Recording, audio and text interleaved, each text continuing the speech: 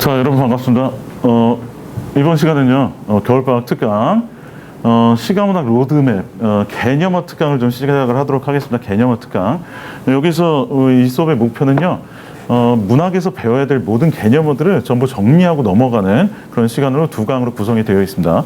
첫 번째 강에서는 시가문학에서 배워야 될 그런 어떤 내용들을 조금 이렇게 다 다뤄드리도록 하겠고, 여기 좋은 점은 이 교재에 지금 나가는 이 프린트 로드맵이라고 해가지고 여러분들이 항상 들고 다니면서 여기에 있는 내용들을 전부 이렇게 살펴보고 어려운 것이 있을 때마다 한 번씩 뒤져볼 수 있고, 마치 사전을 들고 다니는 것처럼 이렇게 들고 다니면서 이런 어휘들은 이런 뜻을 가지고 있구나, 이런 개념어들은 이런 뜻을 가지고 있구나, 이런 것들을 항상 살펴볼 수 있는 그런 자료이기 때문에 이 자료 하나하나를 들고 다니는 것도 굉장히 큰 도움이 될 거라고 생각이 됩니다. 그래서 하나하나 설명을 드리고 그것들을 어떻게 응용해야 될지 한번 생각을 해보도록 합시다. 자, 첫 번째, 시적 화자부터 나오게 되는데, 우리가 시에서 반드시 공부해야 될 것은 일단 시적 화자가, 자, 어떤 대상물들이라든지 어떤 행동을 하게 될 거라고 생각이 되고요. 아니면 어떤 대상물들이 대상이 행동을 하고 있을 텐데, 이 시적 화자가 행동을 하거나 대상물들이 어떤 행동을 하거나 그걸 쳐다보고 있거나 모두 다 어떤 정서 상태를 가지고 쳐다볼 거라고 생각이 되는 바입니다. 그렇기 때문에, 자, 여기서 어떤 행동을 하고 있는지, 대상물이 어떤 행동하는 걸 관찰하고 있는지, 이런 것들을 좀 봐주면서 이 정서 상태를 좀 파악을 해주신 게 시에서 가장 기본적이라고 우리가 배우셨을 거라고 생각해.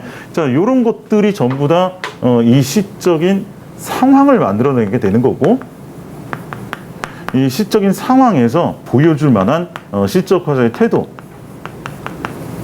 요것이 이 시의 주제라고 볼 수 있을 거라고 생각이 됩니다. 그래서 시적 화자가 어떤 행동을 하고 있느냐, 어떤 대상을 바라보고 있는데 그 대상이 어떤 행동을 하고 있느냐, 이런 걸 통해서 정서를 파악해내고, 그리고 나서 상황을 파악한 다음에 태도가 어떤지에 대해서 한 번씩 생각해 보는 것이 시를 분석하는 가장 기본적인 자세라고 생각이 되기 때문에, 그 첫 번째 보여지고 있는 시적 화자에서부터 우리 좀 시작을 좀 해보도록 할게요.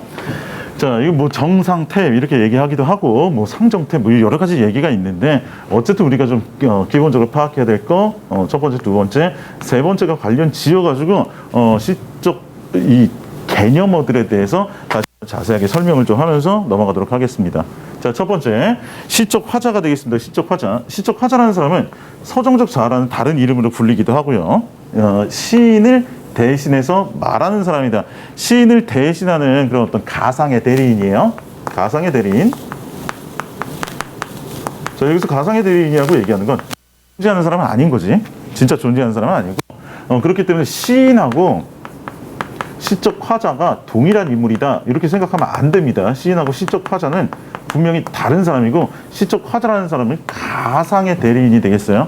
가상으로 만들어진 사람이기 때문에 시인하고 동일한 사람이다라고 생각하지 마시고요.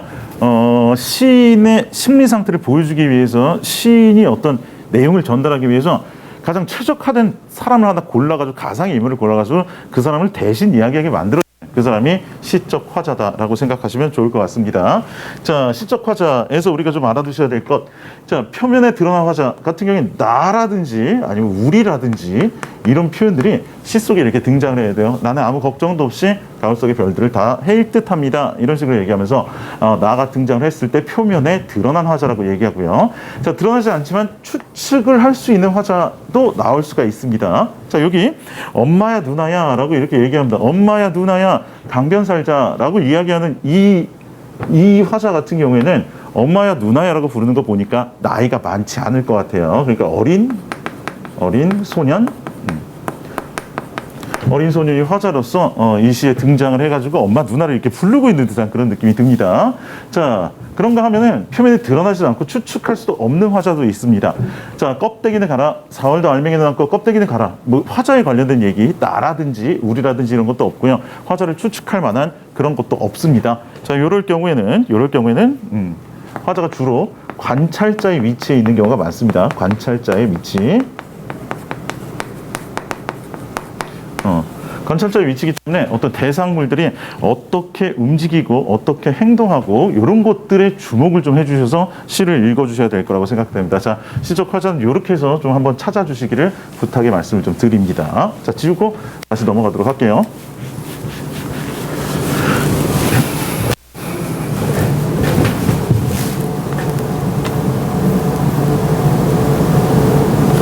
자, 시적 대상입니다. 시적 화자가 바라보는 구체적인 사물이라든지 인물, 자연물, 상황 또는 시의 중심소재가 되는 관념 이 등등등 시적 화자가 바라보고 있는 것들이 바로 바라보고 있는 모든 것들이 시적인 대상이 될 수 있다라는 것을 좀 생각해 주시기 부탁드릴게요.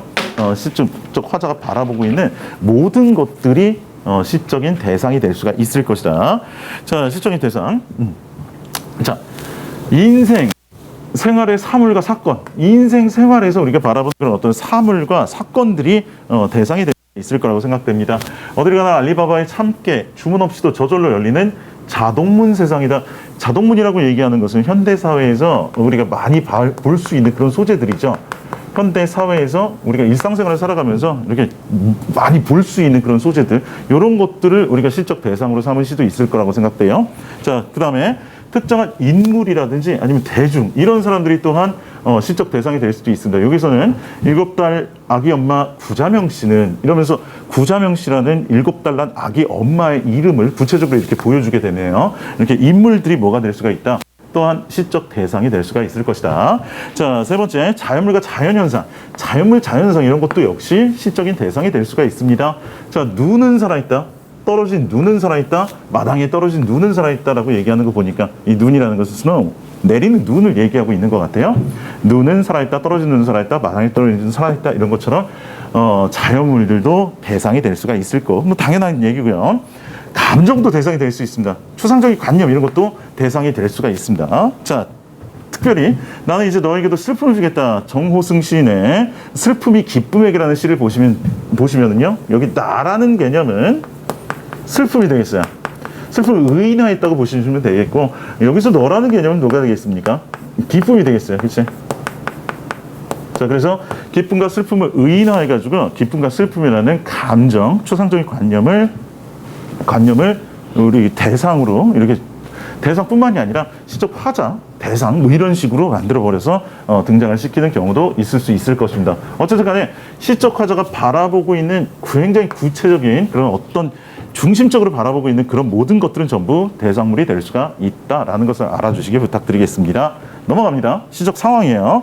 자, 그래서 시적 화자가 이 대상물들에서 어떤 생각을 가지고 있는지 뭐 그런 것들에 대한 것이 전부 상황이라고 볼 수가 있겠는데, 자, 시적 화자의 시적 대상이 처해진 형편이나 처지, 분위기, 정황 이런 것들 등등등을 전부 상황이라고 볼 수가 있을 것 같아. 거대하게는 그런 어떤 배경의 역할을 하는 것이 상황이라고도 볼 수가 있을 것 같은데, 자, 일단 보도록 합시다. 이별하는 상황이다 이렇게 얘기하면 돼. 이별하는 상황. 자, 나보기와 엮여 가실 때에는 유명한 시가 되겠습니다. 나보기와 엮여 가실 때에는 이렇게 얘기하면 이별하는 그런 상황이라고 볼 수가 있을 것 같아. 자, 인간사에서 사랑 이야기는 옛날부터 지금까지 있었던 아주 보편적인 이야기가 되겠습니다. 그렇기 때문에 이렇게 이별하는 상황 같은 것들이 시에 굉장히 많이 등장을 하게 돼. 자, 두 번째, 특정 대상 또는 상황을 관찰하는 그런 상황입니다. 자, 구철을 타고 가다가 문득, 국철이라고 하는 지하철 1호선을 얘기합니다. 지하철 1호선. 문득 알아들을 수 없는 말이 들려 살피니 아시안 젊은 남녀가 건너편에 앉아있는 그런 상황이 되겠습니다. 자, 여기에서는 아시안 젊은 남녀라고 하는 사람들은 외국인 노동자예요. 자, 이 외국인 노동자들하고 외노자와 어떻게 합니까? 지하철에 동승했단 말이지. 자, 외국인 노동자가 지하철에 동승한 상황. 그래가지고 그 노동자들이 하는 이야기를 이렇게 들으면서 쳐다보고 있는 그런 상황이 바로 이 시, 동승이라는 시의 내용이라고 볼 수가 있을 것 같아요. 이렇게 시적 상황 자체를 이렇게 관찰하고 바라보는 그런 경우도 있을 수 있을 겁니다. 자, 세 번째, 자연의 아름다움이나 생명력이 느껴지는 그런 상황들. 요거는 좀 긍정적인 시라고 볼 수가 있을 것 같은데, 들길은 마을에 들어서자 붉어지고 마을 골목은 들로 내려서자 푸르러졌다라고 얘기하면서 여기 골목은 들로 내려서서 푸르렀다. 들판이 푸르른 그런 어떤 들판의 모습을 보여주고 있습니다. 푸르른 들판의 모습, 푸르른 그런 들판의 생명력을 보여주고 있는 그런 시라고 볼 수가 있을 것 같습니다.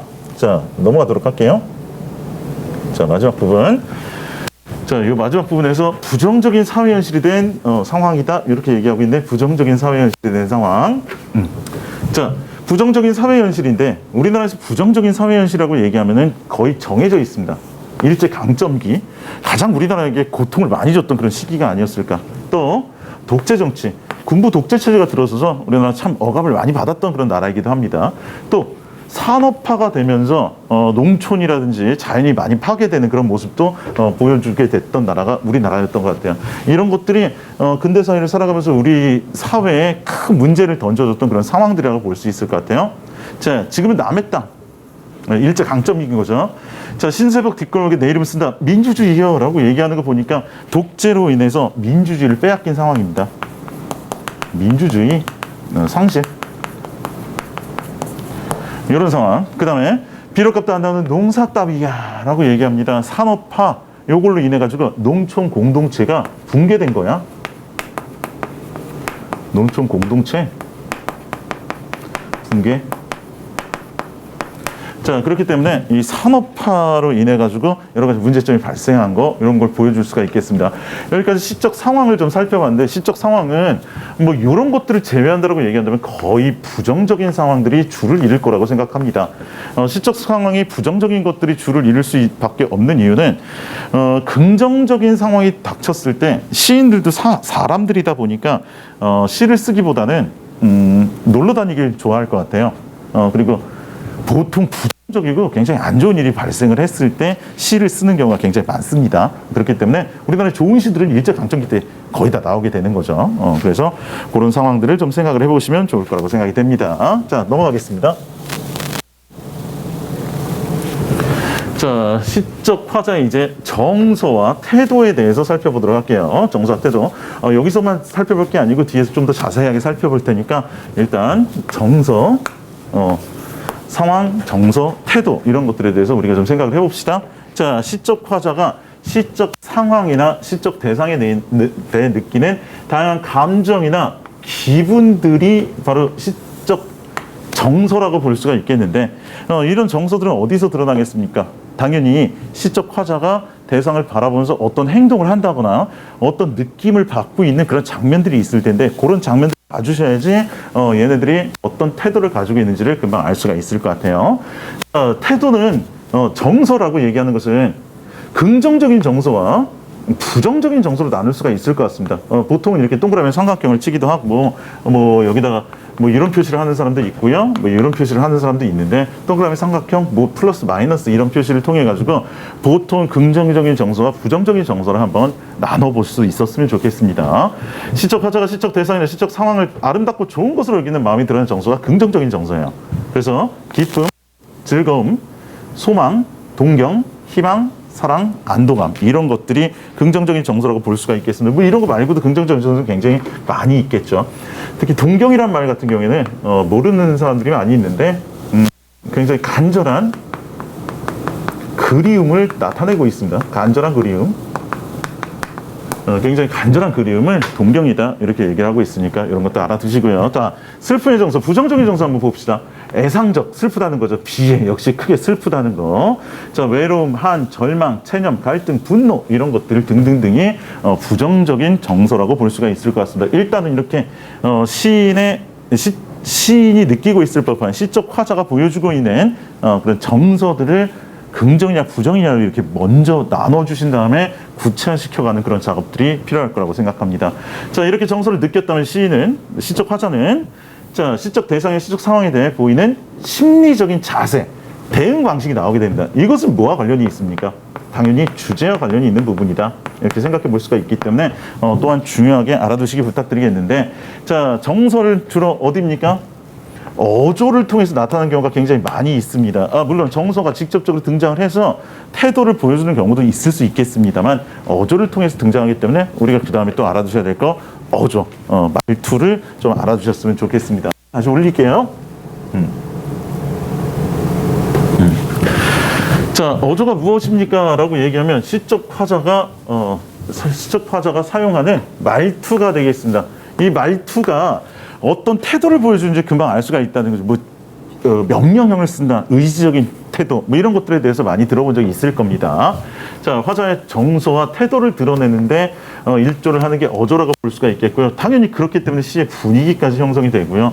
태도에서 주제가 나온다고 했으니까 주제까지도 효과적으로 형상화낼 수 있는 것이 바로 어조라고 볼 수가 있겠습니다. 자, 어조. 자, 어조에는 뭐가 있습니까? 청자 설정 유무에 따라서 독백체도 있고요. 대화체도 있을 텐데 요즘 들어서 독백체는 거의 사용이 되지 않습니다. 혼자 말을 하는 어조가 되겠는데 요즘 선택지로 거의 선택지로 거의 등장하지 않는다. 왜 그러냐? 시는 기본적으로 자기 혼자 나와서 이야기하는 것이 가장 기본적이기 때문에 혼잣말을 하는 어조가 가장 기본적이라서 굳이 이걸 강조해서 이야기하지는 않습니다. 자, 대화체라는 게 굉장히 중요한데, 대화체.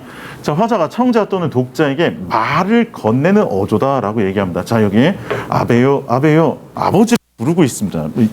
일본 전 수상을 부르고 있는 거 아니에요. 자, 아버지를 부르고 있어요. 이렇게 부르고 있는 표현을 뭐라고 얘기합니까? 뒤에서도 배우겠지만 도노법이라고 얘기합니다. 자, 도노법이 사용되게 됐다고 하면은 청자가 명시적으로 설정이 되죠. 청자가 명시적으로 설정이 되고요. 이런 걸 우리가 말을 건네는 방식이다, 이렇게 얘기합니다.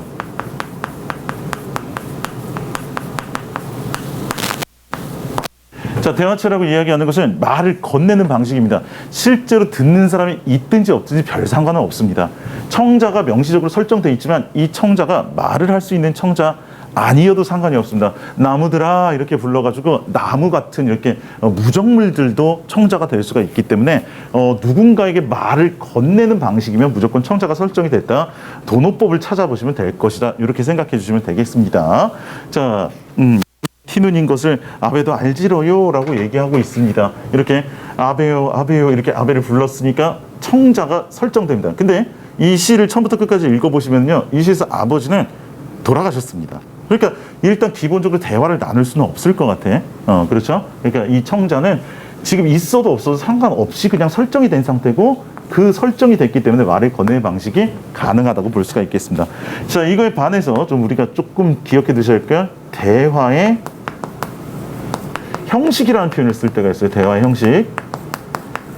자, 대화의 형식이라는 이런 선택지가 나왔다고 얘기한다면 이것은 분명히 화자의 대사가 있어야 되고요. 화자의 대사는 당연히 있겠죠. 거기다가 상대방도 어떻게 해야 됩니까? 대사를 쳐줘야 됩니다. 상대방의 대사도 있어야 돼요. 직접적으로 두 명이 나와가지고 내가 한번 말하고 화자가 한번 말하고 상대방이 한번 말해주고 이런 것들이 오가고 있어야지 우리가 대화의 형식이라고 얘기합니다. 대화의 형식. 대화의 형식은 당연히 대화체로 구성이 되어 있기 때문에 대화의 형식이라는 것이 좀 더 큰 개념이다, 이렇게 생각을 해주시기 부탁드리겠습니다.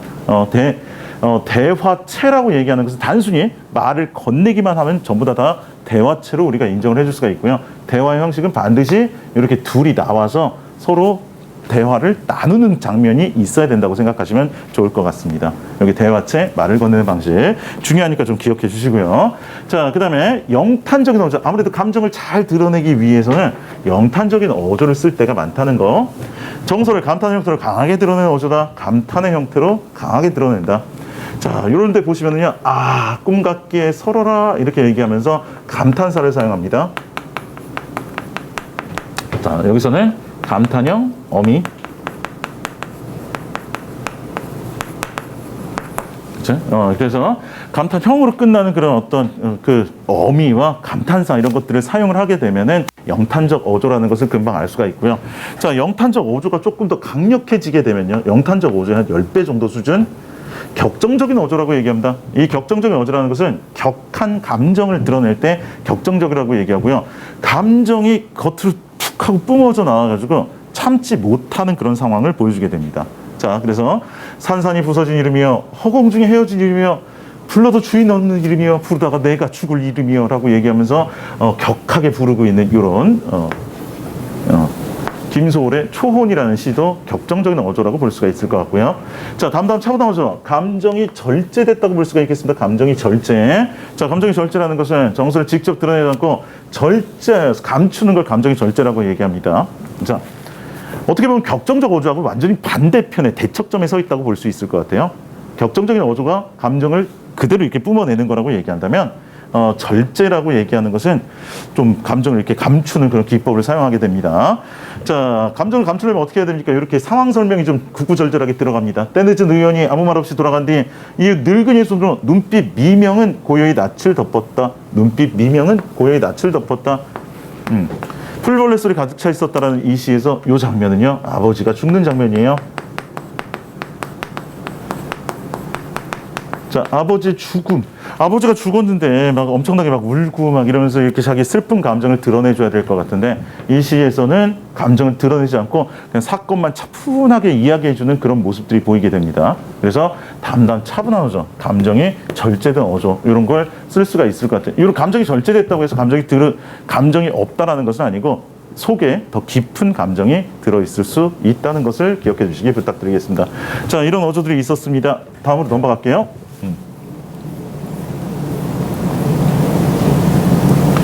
자, 그 다음에 정서, 태도, 어조를 나타내는 그런 어떤 말들이 있습니다. 정서, 태도, 어조, 상황, 어조, 태도, 정서 이런 것들은 전부 다 유기적인 관계를 맺고 있기 때문에 밀접한 관련을 맺을 수밖에 없을 것 같아요.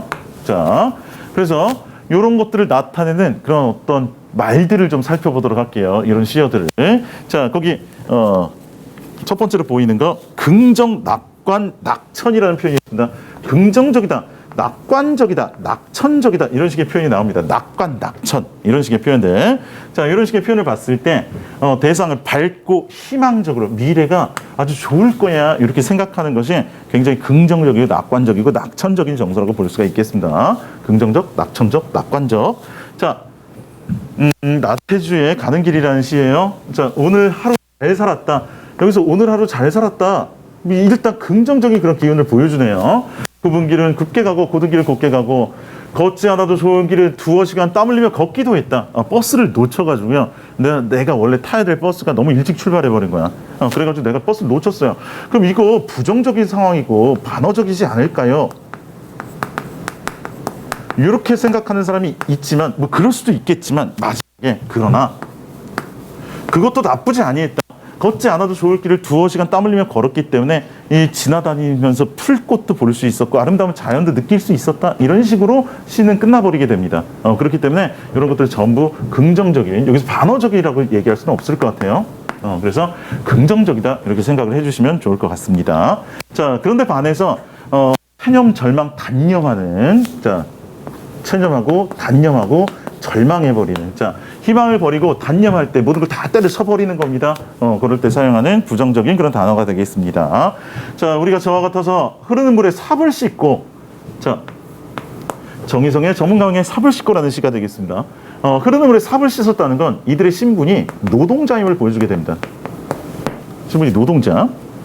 자, 먹을 거 없는 사람들의 마을, 자, 노동자이지만 부유하게 삽니까? 가난하게 삽니까? 굉장히 가난하게 살고 있다는 것을 우리가 알 수 있을 것 같아요. 그죠? 그래서 어떻게 해야 됩니까? 이 현실을 다시 어두워 돌아가야 한다. 돌아갈 수밖에 없어요. 이것밖에는, 돌아가는 것밖에는 할 수 있는 일이 없다.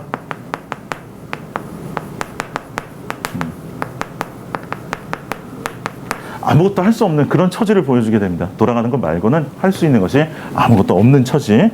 이런 것들이 체념, 단념, 절망의 그런 어떤 것들을 보여주는 그런 부분이라고 볼 수 있겠습니다. 넘어갑니다. 자, 의지, 저항, 단정. 자, 의지적이다, 저항적이다, 단정적이다 이렇게 얘기하는 게 일제 강점시에 많이 나오겠죠. 자, 의지는 무언가를 이루러 갈 때, 저항은 어떤 것을 대항할, 맞설 때 저항이라고 하고요. 단정은 딱 잘라서 판단하고 결정합니다. 딱 이거야.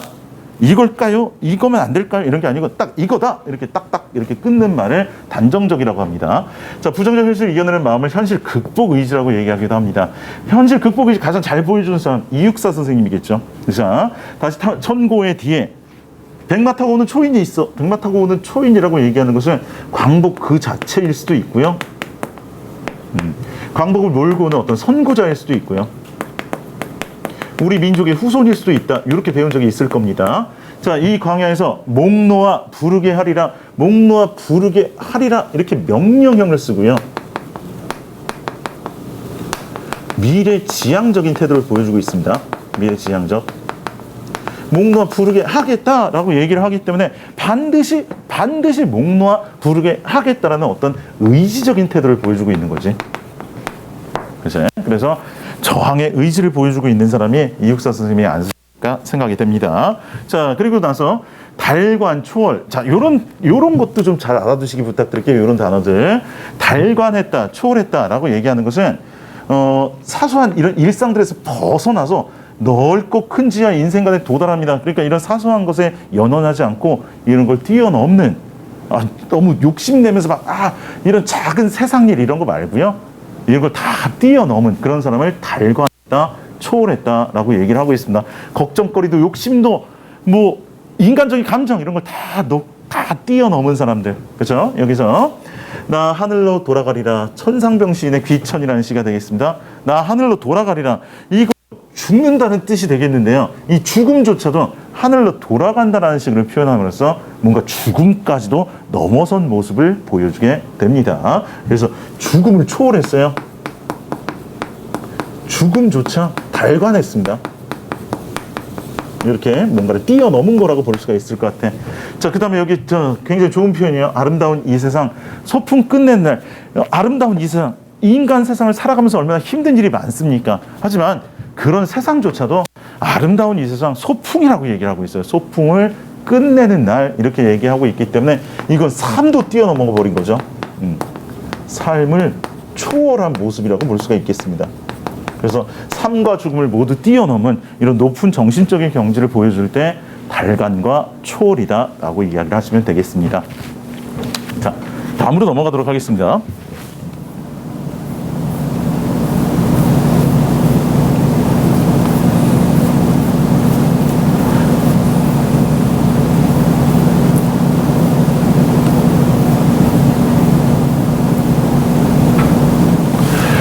자, 조금 어려운 말이 나옵니다. 그 다음에는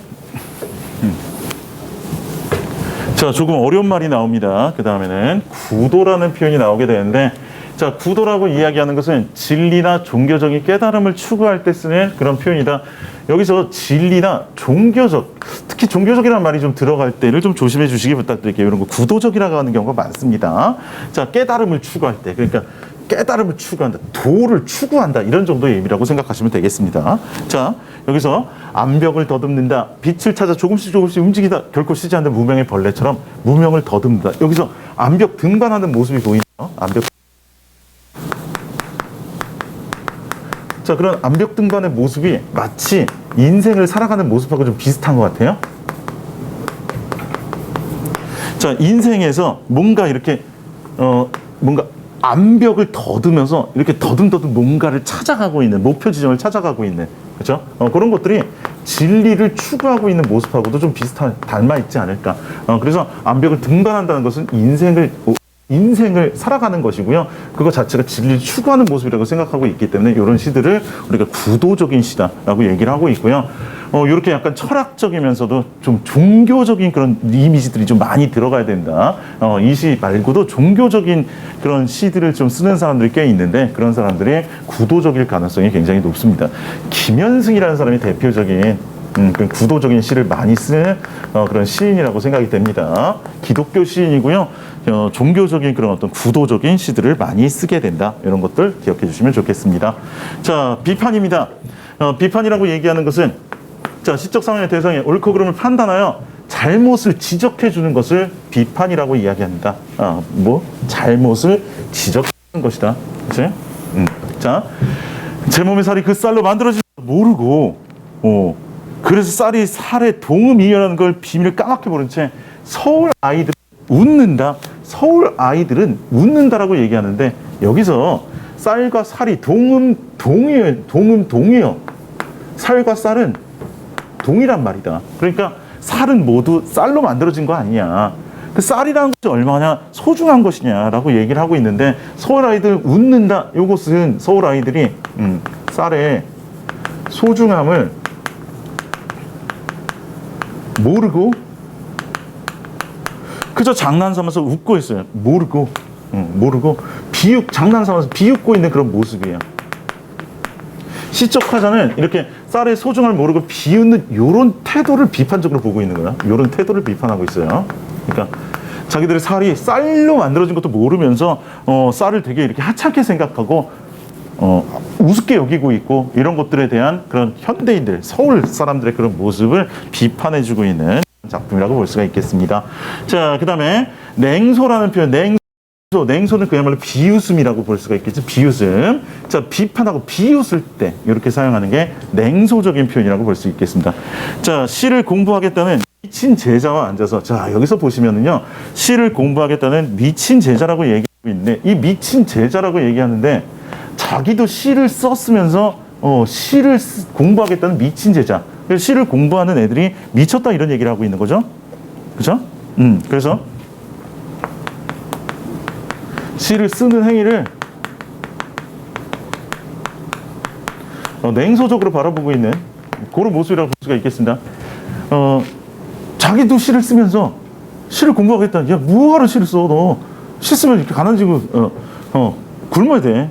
시 쓰지 마. 이렇게 얘기하고 있는 그런 모습이라고 볼 수가 있기 때문에 굉장히 냉소적인 태도를 보여주고 있습니다. 자, 그런가 하면은 연민의 태도. 연민은 불쌍히 여긴다는 거죠. 불쌍하고 가엾게 여길 때 연민이라는 표현을 쓰게 됩니다. 자, 그물단처럼 몇은 졸고 몇은 감기에 쿨럭이고, 그물단처럼 몇은 졸고 몇은 감기에 쿨럭이는 것 보니 이런 사람들은 평민들입니다. 평범한 백성들이에요. 그치? 그래서 힘겨운 서민들의 모습. 자, 서민들에 대해서 어떻게 합니까? 그렸던 순간들을 생각하면 나라는 사람은 한 줌의 톱밥을 난로에다가 던져주게 됩니다. 한 줌의 톱밥을 던져주게 되면은요, 난로가 어떻게 되겠습니까? 따뜻해지게 되겠죠. 그치? 그러니까 뭐를 베푸는 모습이에요? 온정을 베풀어 가지고요, 이 사람들한테 그 정을 나눠주고 싶은 그런 모습이라고 볼 수가 있을 것 같습니다. 그래서 한 줄 톱밥을 불빛 속에 던져주었다라고 얘기하면서 온정을 나누는 모습, 이런 사람들에 대한 불쌍한 연민의 태도를 보여주고 있다라는 것. 자, 그 다음에요, 예찬이라고 이야기하는 것은요, 어떤 대상을 훌륭하거나 좋거나 아름답다고 찬양할 때 쓰는 표현을 예찬이라고 얘기합니다. 여기서는 논계라는 조선시대 임진왜란 때요, 외장을 끌어안고 물속에 빠졌던 그런 어떤 기생 여인이죠. 그 여인의 애국심을 예찬하는 시가 되겠습니다. 흐르는 강물은 길이길이 푸르리니 그대의 꽃다운 혼, 그대의 꽃다운 혼이라는 것은 논계의 애국심. 자, 어이하니 붉으랴라고 얘기합니다. 어이하니 붉으랴라고 얘기하는 것은 붉을 것이다, 붉다라고 얘기하는 서리법이에요. 어이하니 붉으랴, 안 붉겠느냐? 이건 붉은 거야 라고 얘기하면서 논계의 애국심과 일편단심, 이런 것들을 예찬하고 있는 서리법을 통해서 논계의 그런 애국심을 예찬하고 있는 그런 장면입니다 라고 생각하시면 되겠습니다. 자, 그 다음에 마지막으로 관조라는 표현이 나오는데 조금 어려워요. 관조적인 태도다라고 얘기했을 때 조금 어려운데, 시적 대상과 거리를 두고 담담히 대상을 탐구하거나 바라볼 때 쓰는 표현입니다. 그러니까 객관적으로 멀리서 바라볼 때를 관조적이라고 합니다. 팔짱 끼고 관여하지 않고 그냥 이렇게 멀리서 이렇게 바라볼 때를 관조적이라고 얘기합니다. 근데 이 관조적인 태도는 긍정과 부정으로 좀 나눌 수가 있을 것 같습니다. 자, 관조적이라는 표현이 쓰이게 되면 한 80%는 긍정이라고 생각해 주세요. 자, 어떤 경우가 긍정이냐라고 얘기하면 자신의 삶을 관조적으로 바라보거나, 삶을 관조적으로 바라본다는 얘기는 욕심이 없이 멀리서 자기 삶을 쳐다보는 거니까 이걸 넘어설 수 있는, 달관하는 그런 모습을 보여주게 됩니다. 아까 배웠던 것처럼 자기 삶이나 아니면 자연, 이런 것들을 관조적으로 쳐다보게 되면 긍정적인 의미라고 볼 수가 있을 것 같아요. 자, 그런데 20%는 부정적인 의미를 담아낼 때도 있습니다. 자, 부정적인 의미란 건 뭐냐? 일제강점기 때 우리나라 사람들이 막 다 죽어가고 있단 말이에요. 그런데 그거를 관조적으로 쳐다본다고 생각해봐. 그거는 관조하는 게 아니고 약간 방관적인 느낌이 좀 들어가죠. 그래서 관조라는 이런 표현에는 80% 긍정, 그러니까 이런 경우에는 삶과 자연 같은 걸 바라볼 경우에는 긍정적일 수가 있지만 만약에 안 좋은 상황을 자기가 관여하지 않고 팔짱 끼고 쳐다본다라고 한다면 그건 좀 방관적인 느낌일 수도 있기 때문에 20% 정도는 부정적이다라고 생각해 주시는 게 좋겠습니다. 자, 그 다음에 계속 살펴보도록 하겠습니다. 다음으로 넘어가도록 할게요.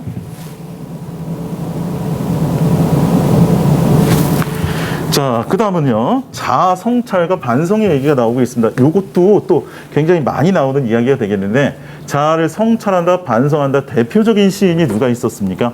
윤동주라는 사람이 있었습니다. 여기도 윤동주 씨가 나오네요. 자, 시적화자가 자신을 반성하고 살필 때입니다. 당연히. 자, 서머트기자 농가 외딴 우물을 홀라 찾아가선 가만히 들여다봅니다. 이 외딴 우물을 들여다보고 있는데 요거 성찰의 매개체였습니다. 자아 성찰의 매개체. 그리고 나서 한 사나이가 있습니다. 이게 우물 속에 한 사나이, 비춰진 자신의 모습이겠죠. 이런 자아의 모습을 성찰하고 있는 그런 시가 바로 이 시가 되겠습니다. 윤동주의 장화성이라는 시죠. 자, 두 번째요. 자조적인 태도다. 이것도 좀 우리가 자조라는 말도 잘 기억해 주시기 부탁드릴게요. 자조라고 얘기하는 것은 자기 스스로를 조롱한다. 자기가 자기 스스로를 조롱하고 자기 스스로를 비웃는 거야. 자기가 굉장히 작은 존재이고 하찮은 존재라고 느낄 때 이런 태도를 많이 보여주게 돼요. 자, 화사가 스스로를 부정적으로 생각하고 스스로를 부정적으로 할 때 자기 스스로를 조롱하는 겁니다. 그럴 때 쓰는 표현이 자조적이다라고 얘기하는데, 자, 어느 날 고궁을 나오면서라는 시를 봅시다. 그러니까 이렇게 옹졸하게 반항한다. 이발쟁이에게, 땅주인에는 못하고 이발쟁이에게, 땅주인은 권력이 있는 사람이니까 그런 사람한테 못하고요. 우리 주변에 있는 아주 작고 약한 사람들한테만 화를 내는 거예요. 반항을 하는 거예요. 그래서 권력 있는 사람한테 반항을 하지 못하고 주변에 있는 약한 사람들한테 반항하는 그런 모습이 우습지 않느냐. 고작 이런 때문에 이런 사람들하고 싸우고 있는 그런 모습들이 우습지 않냐라고 얘기하면서 스스로를 요거 되는 거죠. 스스로 조롱하고 있는 그런 모습을 볼 수가 있겠습니다. 그렇죠? 큰 데는 저항하지 못하고 작은 데만 저항하고 있는 자신의 모습을 자조하고 있다. 자, 그 다음은 회상과 회고가 되겠습니다. 다 알고 있는 말일 거라고 생각되네요. 회상과 회고라는 단어 같은 경우에는 과거의 일을 생각하고 되돌아볼 때 회상과 회고라는 표현을 씁니다. 내 볼에 와닿던 내 입술의 뜨거움, 사랑한다고 속삭이던 내 숨결, 돌아서는 내 등 뒤에 터지던 던을 쓰니까 이렇게 과거형의 그런 어떤 어미들을 사용하게 되면은요, 과거형 어미들을 사용하게 되면은 특히 던이라는 말은 회상할 때 많이 쓰이는 표현이죠. 그렇기 때문에 이런 과거형 어미, 회상의 그런 느낌을 들게 만들 수가 있을 것 같습니다. 자, 그 다음은요, 기원과 소망이 되겠네요. 기원, 소망, 뭔가를 이렇게 바라고 있는 거죠. 어떤 일이 이루어지기를 바랄 때 쓰는 표현입니다. 자, 이루어지기를 바란다라고 얘기하는 것은 아직 이루어졌다는 거야, 안 이루어졌다는 거야? 이루어지지 않았다는 거예요. 그렇기 때문에 오늘 당신과 내가 날과 시로 만나서 하나의 꿈을 엮을 수만 있다면 가정을 하고 있어요. 가정. 자, 지금 상황에서는 당신과 내가 하나의 실로 만나서 당신과 내가 날실과 시실로 만나가지고 이렇게 하나로 엮어지지 않은 상황이기 때문에 그런 엮을 수만 있다면 이라고 가정적인 표현을 쓰게 된다는 거지. 그런 가정적인 표현에서 당연히 소망이 느껴지게 됩니다. 가정적인 표현에서 느껴지는 것이 소망이다라는 것 기억해 두시고요. 자, 그 다음에 확신입니다. 어떤 일이나 대상을 굳게 믿을 때 쓰는 표현, 굳게 믿습니다. 절대 변하지 않을 겁니다. 반드시 일어날 겁니다. 이렇게 생각하는 것을 확신이라고 얘기하면 되겠습니다. 우리는 만날 때 떠날 것을 염려하는 것 같이 떠날 때 다시 만날 것을 믿습니다. 다시 만날 것을 믿습니다라는 것은 다시 만나겠다. 반드시 다시 만날 거야. 믿는다. 이건 믿음이야. 이건. 그치? 그러니까 확신이라고 얘기하시면 되겠습니다. 자, 그 다음에 회의로 넘어가도록 할게요. 회의. 자, 회의라고 얘기하는 그런 단어는요, 어떤 대상을 의심하는데 의심을 마음속에 품었다는 게 회의예요. 회의라는 단어를 못 알아듣는 사람들이 많이 있는데 회의, 의심을 품는다. 마음속에 의심을 품었다. 이렇게 생각하시면 되겠습니다. 자, 마지막 줄에 나는 다만 홀로 침전하는 것일까? 라고 얘기합니다. 자, 나는 무엇을 바라고 이렇게 홀로 침전하고 있는 것일까? 자기 스스로도 자기가 왜 이런 짓을 하고 있는지 모르고 있는 거죠. 그래서 회의, 의심을 품는다. 이렇게 생각해 보시면 좋을 것 같습니다. 자, 여기까지 이야기들이 시적 화자가 어떤 정서를 품고 있는지, 어떤 상황에서 어떤 태도를 보여줄 것인지, 이런 것들에 대한 시어라고 볼 수가 있을 것 같습니다. 이런 시어들을 좀 잘 정리하고 이런 시어의 뜻을 알고 있어야지 우리가 어떤 시들을 분석하고 판단하고 주제에 대해서 이야기할 때 금방 알아들을 수가 있고, 또 이 시는 이런 시입니다라고 이야기해 주기가 편하게 된다는 거죠. 그러니까 상황이라든지 정서라든지 태도를 보여줄 때 지금 배웠던 어휘들을 사용하시게 되면 좀 더 고급진 해석이 될 수 있지 않을까, 좀 더 명확한 그런 어떤 시에 대한 분석이 될 수 있지 않을까. 그래서 이런 어휘들을 자주 사용하고 구현할 수 있는 그런 모습을 보여주시기 부탁드리겠습니다. 자, 이제부터는 시의 형식과 관련 지어가지고 어떤 용어들에 대해서 좀 살펴보도록 하겠습니다. 여기서부터 나오는 그런 내용 같은 경우에는 전부 이 시의 특징을 물어보는 그런 문제들에서 주로 활용되는 그런 부분이라고 생각이 됩니다.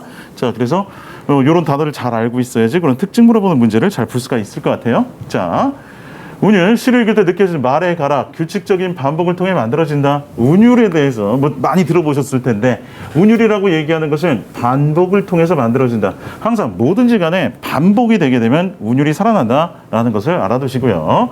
자, 외형률은 겉으로 드러나 보이는 운율을 외형률이라고 얘기하고, 내재율은 겉으로 잘 드러나지는 않지만 운율이 있는 겁니까 없는 겁니까? 운율이 존재하고 있습니다. 운율이 없는 것은 아니고 겉으로 잘 드러나지 않는 케이스다. 자, 외형률 같은 경우에는 위율, 수율, 보율이라고 할 텐데, 위율이라고 하는 것은 음의 위치와 관련되어 있습니다. 어떤 음들이 어떤 위치에 나타나냐에 따라서, 반복적으로 나타나냐에 따라서 운율을 결정해 주는 것이라고 볼 수가 있겠고요. 맨 처음에 첫 글자가 비슷한 것들 두운, 자, 가운데 글자를 맞춰주는 것 요운, 마지막 글자를 맞춰주는 끝 글자를 맞춰주는 것 가군, 뭐 이런 식으로 생각을 하시면 되겠습니다. 두운, 요운, 가군 같은 것들이 위율이다. 자, 그다음에 수율, 수라고 얘기하는 것은 글자 수를 얘기해요. 글자 수. 그래서 글자 수가 3글자, 4글자다, 3, 4조, 7호조, 이런 식으로 글자 수가 7글자, 5글자다, 이런 식으로 얘기할 때 3, 4조다, 7호조다, 이런 식으로 이야기하는 것이 수율이 되겠습니다. 자, 보율이라고 얘기하는 것은 덩어리 수를 얘기합니다. 덩어리 수. 그래서 몇 덩어리로 끊어 읽을 수 있느냐? 그래서 4덩어리로 끊어 읽는다, 4음보다, 3덩어리로 끊어 읽는다, 3음보다, 이런 등등등 어떻게 덩어리로 몇 덩어리 끊어 읽을 수 있을 것이냐에 관련된 것이 운율이라고 볼 수가 있겠습니다. 저희 음보율이라고 볼 수가 있겠고, 이런 것들이 전부 운율을 이루고 있는 요소들이라고 생각하시면 되겠습니다. 자, 좀 더 구체적이고 자세하게 뒤쪽에서 좀 살펴보도록 할게요. 자, 넘어가서요. 자, 오늘은 형성 방법이다라고 얘기하는, 어떻게 하면 운율이 잘 살아날 수 있을까?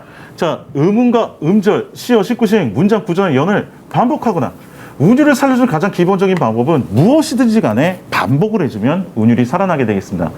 한 글자를, 한 음운을 반복해도 되고, 글자를 반복해도 되고, 뭐를 반복해도 운율은 살아나게 됩니다. 여기서 음운이라든지 음절, 글자 같은 걸 반복을 해주는 것이 이렇게 씁니다. 갈래, 갈린, 길, 이렇게 얘기하면서 기역과 리을이 반복적으로 나타나고 있죠. 이런 음운의 반복이라든지, 아니면 갈린 길이라도 내게 갈 길은 하나도 없어, 이렇게 길이라는 음절이죠. 이것은 음절도 어떻게 되고 있습니까? 반복적으로 나타나고 있어요. 이렇게 뭐든지 간에 반복적으로 나타난다라고 얘기하면 그건 전부 뭐다? 운율을 살려주는 그런 방법 중에 하나다라고 생각하시고요. 자, 이렇게 작은 단위가 반복되는 게 아니고요, 큰 단위가 반복될 때 있습니다. 시어, 시구, 시행의 반복이라고 합니다. 각각 다 비슷한 시어라는 표현이 쓰이게 되면 한 단어예요. 한 단어. 한 단어가 반복되면 시어, 시구라고 얘기하는 건 2단어 이상. 시행, 한 줄. 줄입니다. 줄 자체가 반복돼서 나타나게 되면은 시행을 반복한다, 이렇게 얘기합니다. 자, 조금 전까지는 거기 있었는데 어디로 갔나? 밥상을 차려놓고 어디로 갔나? 이렇게 2덩어리 이상 이렇게 반복됐기 때문에 이거 시구의 반복이라고 얘기하면 되겠네요. 시구의 반복. 당연히 한 단어가 반복되는 건 시어의 반복입니다. 요런 위에 같은 경우에는 길 이런 것들이 반복적으로 나타난다면 한 단어의 반복이라고 이야기해 주셔도 무방할 거라고 생각됩니다. 자, 그 다음에 또 반복된 거 후렴구를 사용한다. 이것도 굉장히 중요하네요. 후렴구를 사용한다는 것은 매 연마다 반복적으로 나타난 구절이 있다. 자, 넓은 벌 동쪽 끝으로 얘들에게 시를 실개처럼 휘두르는 그곳이 차마 꿈엔들 이치겠느냐. 자, 지러를 시가시켜주면 빈 밭에 밤바람 소리 말을 달리고 그것이 차마 꿈엔들 잊혀지겠느냐. 이렇게 두 개가 매 연이 끝날 때마다 반복적으로 나타나고 있네요. 이런 걸 뭐라고 얘기한다? 후렴구라고 얘기합니다. 당연히 후렴구 사용의 효과들, 후렴구 사용하면 의미가 강조됩니다.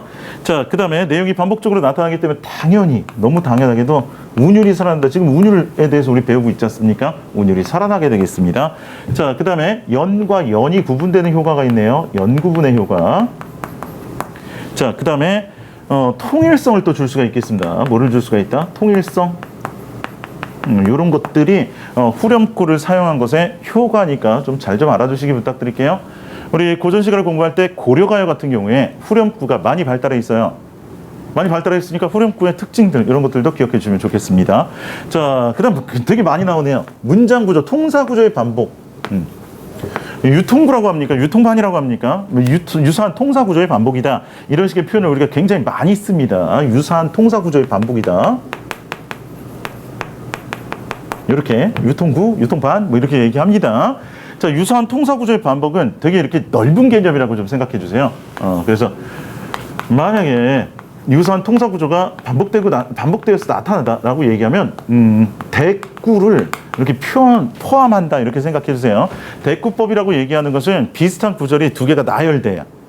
그러니까 요 구절이 나온 다음에 바로 뒷 구절이 따라 나오는데 두 개의 구절이 비슷하다고 얘기하면 대꾸라고 얘기할 수 있고, 구절이 좀 이렇게 떨어져 있습니다. 떨어져 있을 경우에는 유사한 통사구조의 반복이다 이렇게 얘기하면 됩니다. 붙어 있을 때도 유사한 통사구조의 반복이라고 얘기하면 되기 때문에 유사한 통사구조의 반복이라는 것은 상당히 큰 개념이다 이렇게 생각을 해주시면 좋겠습니다. 자, 그래서 같거나 비슷한 문장 구조가 반복적으로 나타나는 유사한 통사구조의 반복, 이것도 기억해 주시고요. 넘어갑니다. 자, 수미상관의 구조가 나옵니다. 수미상관의 구조. 이것도 너무 시에 자주 등장하고 많이 등장하는 거기 때문에 이미 다 알고 있을 거라 생각됩니다. 수미상관. 수미쌍관이라고 얘기해도 상관없고요. 수미상응이라고 얘기해도 아무 상관이 없습니다. 다 똑같은 얘기니까 수미쌍관, 수미상응 다 똑같은 얘기예요. 자, 같거나 비슷한 연을 시의 첫 부분과 마지막 부분인데 이것도 조금 융통성을 발휘해서 처음 근처, 마지막 근처만 들어가도 수미상관을 사용했다라고 얘기해줘도 무방합니다. 아니면은 변형된 수미상관 뭐 이런 식의 표현을 쓸 때도 있어요. 근데 근처에만 들어가 있으면 돼요. 뭐 국어라는 것이 수학처럼 이렇게 칼처럼 떨어지는 과목이 아니다 보니까 위, 아래 근처에만 들어가 있으면 수미상관에 다 포함시켜줘도 무방합니다. 자, 나는 나룻배 당신 행인 이렇게 시작하는 이 시는요, 시가 막 전개되다가 나는 나룻배 당신 행인 하면서 이렇게 첫 구절과 마지막 구절이 완전 동일합니다. 완전 동일하면 수미상관의 구조라고 얘기하고요. 비슷해도 수미상관의 구조다 이렇게 얘기해 줘도 됩니다. 자, 음성상징어를 사용한다. 요것도 대표적으로 리듬감을 살려주는 아주 좋은 기법이라고 볼 수가 있겠습니다. 의성어, 의태어, 귀뚜루루 뚜루루 뭐 이런 식으로 얘기하면서 의성어, 의태어는 반복적으로 나타날 때가 많아요. 뭐든지 반복을 하게 되면 운율이 살아난다고 했으니 귀뚜루루 이런 것들이 의성어, 의태어들이 음성상징어들이 리듬감을 잘 살려주게 됩니다. 더불어서 이런 것들이 발달한 나라가 우리나라이기 때문에 우리 말에 묘미를 살려준다. 우리말의 묘미가 잘 살아나는 것도 역시 음성상징어가 되겠습니다. 그래서 음성상징어를 사용하게 되면 리듬감도 살아나고요. 운율이 살아나고 우리말의 묘미도 잘 살아난다. 이렇게 알아두시면 되겠습니다. 여기까지 운율을 구성하는 그런 어떤 요소들에 대해서 이야기를 해드렸습니다. 무슨 뜻인지를 정확히 알아두고요. 선택지에서 잘 골라낼 수 있었으면 좋겠습니다. 자, 그 다음으로 시적 허용에 대해서 시적 허용이라는 얘기도 굉장히 많이 들어봤습니다. 그렇죠? 옛날에요, 나 대학교 다닐 때요, 그때는 컴퓨터가 많이 이렇게 발전했던 시대가 아닌데, 친구들이 이제 컴퓨터를 이렇게 레포트를 작성해가지고 과제를 제출을 하게 되는데, 컴퓨터를 처음 쓰다 보니까 오타가 굉장히 많이 났어요. 근데 우리 과에서는 다 그 오타들을 보면서 이거 시적 허용이야 막 이런 식으로 얘기를 해주면서 넘어간 경우가 있었는데요. 그 아무 데나 시적 허용이라고 얘기하는 게 아니고, 자, 의미를 강조하거나 문법적으로 틀린 표현, 이 틀린 표현들을 일부러 써서 허용을 해주는 것, 이런 것을 시적 허용이라고 얘기합니다. 문법적으로 맞지 않은 말인데 일부러 사용을 하는 겁니다. 뭔가 특별한 의미를 강조하기 위해서. 자, 여기 제 피에 취한 새가 귀척도 온다. 그대 하늘 끝 홀로 가시니만, 홀로가 맞잖아요. 근데 호올로라고 일부러 호올로 이런 식으로 해가지고 문법을 틀리게 합니다. 이런 것들이 시적 허용의 기법이라고 볼 수가 있겠습니다. 뭐 긴 밤입니다 이렇게 할 때 이런 걸 좀 강조하기 위해서 긴 뭐 이런 식으로 쓴다든지, 아니면 파란 바람이 불고 파란 바람, 파랗다는 걸 강조하려고 하는 걸까요? 파란 이런 식으로 얘기해가지고 일부러 문법을 틀리는 그런 기법을 시적 허용이라고 얘기합니다.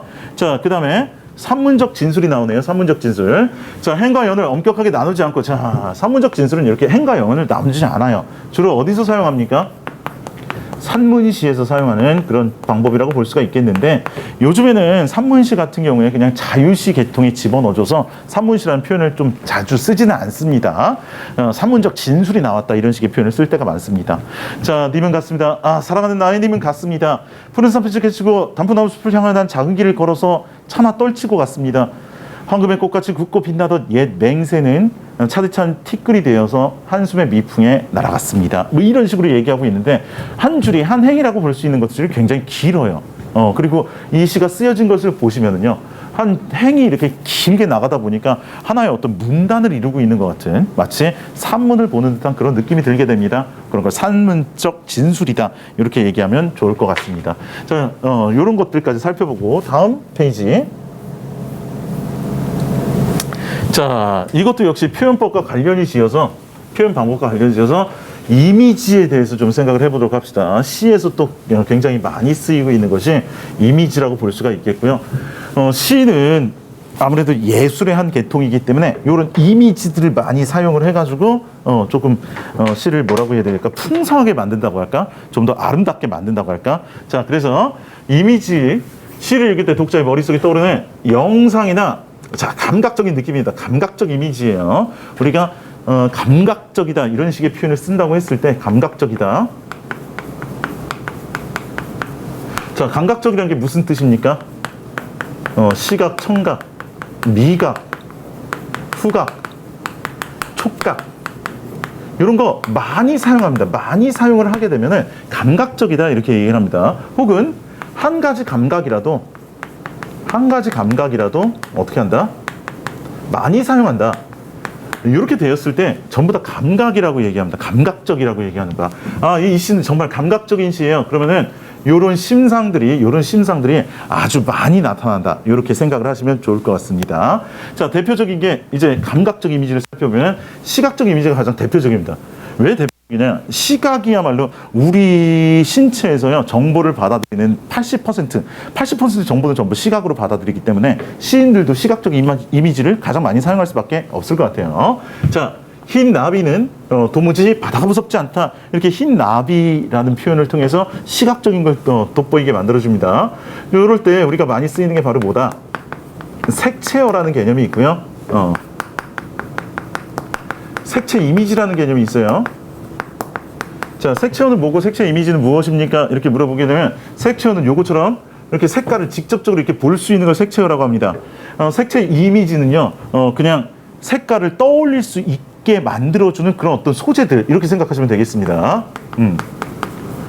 자, 뒤에 시에도 나와 있습니다만, 밭꽃처럼 자랐어라 라고 이렇게 얘기하는데, 자, 밭꽃이라는 얘기는 흰색의 이미지예요. 흰색의 이미지. 자, 그러니까 밭꽃 자체가 흰색을 보여주는 건 아닌데, 밭꽃이라는 표현을 쓰면서 흰색의 이미지를 보여주게 됐을 때 색채 이미지라고 합니다. 색채어와 색채 이미지는 좀 구별해서 표현을 써주시기 부탁드리겠습니다.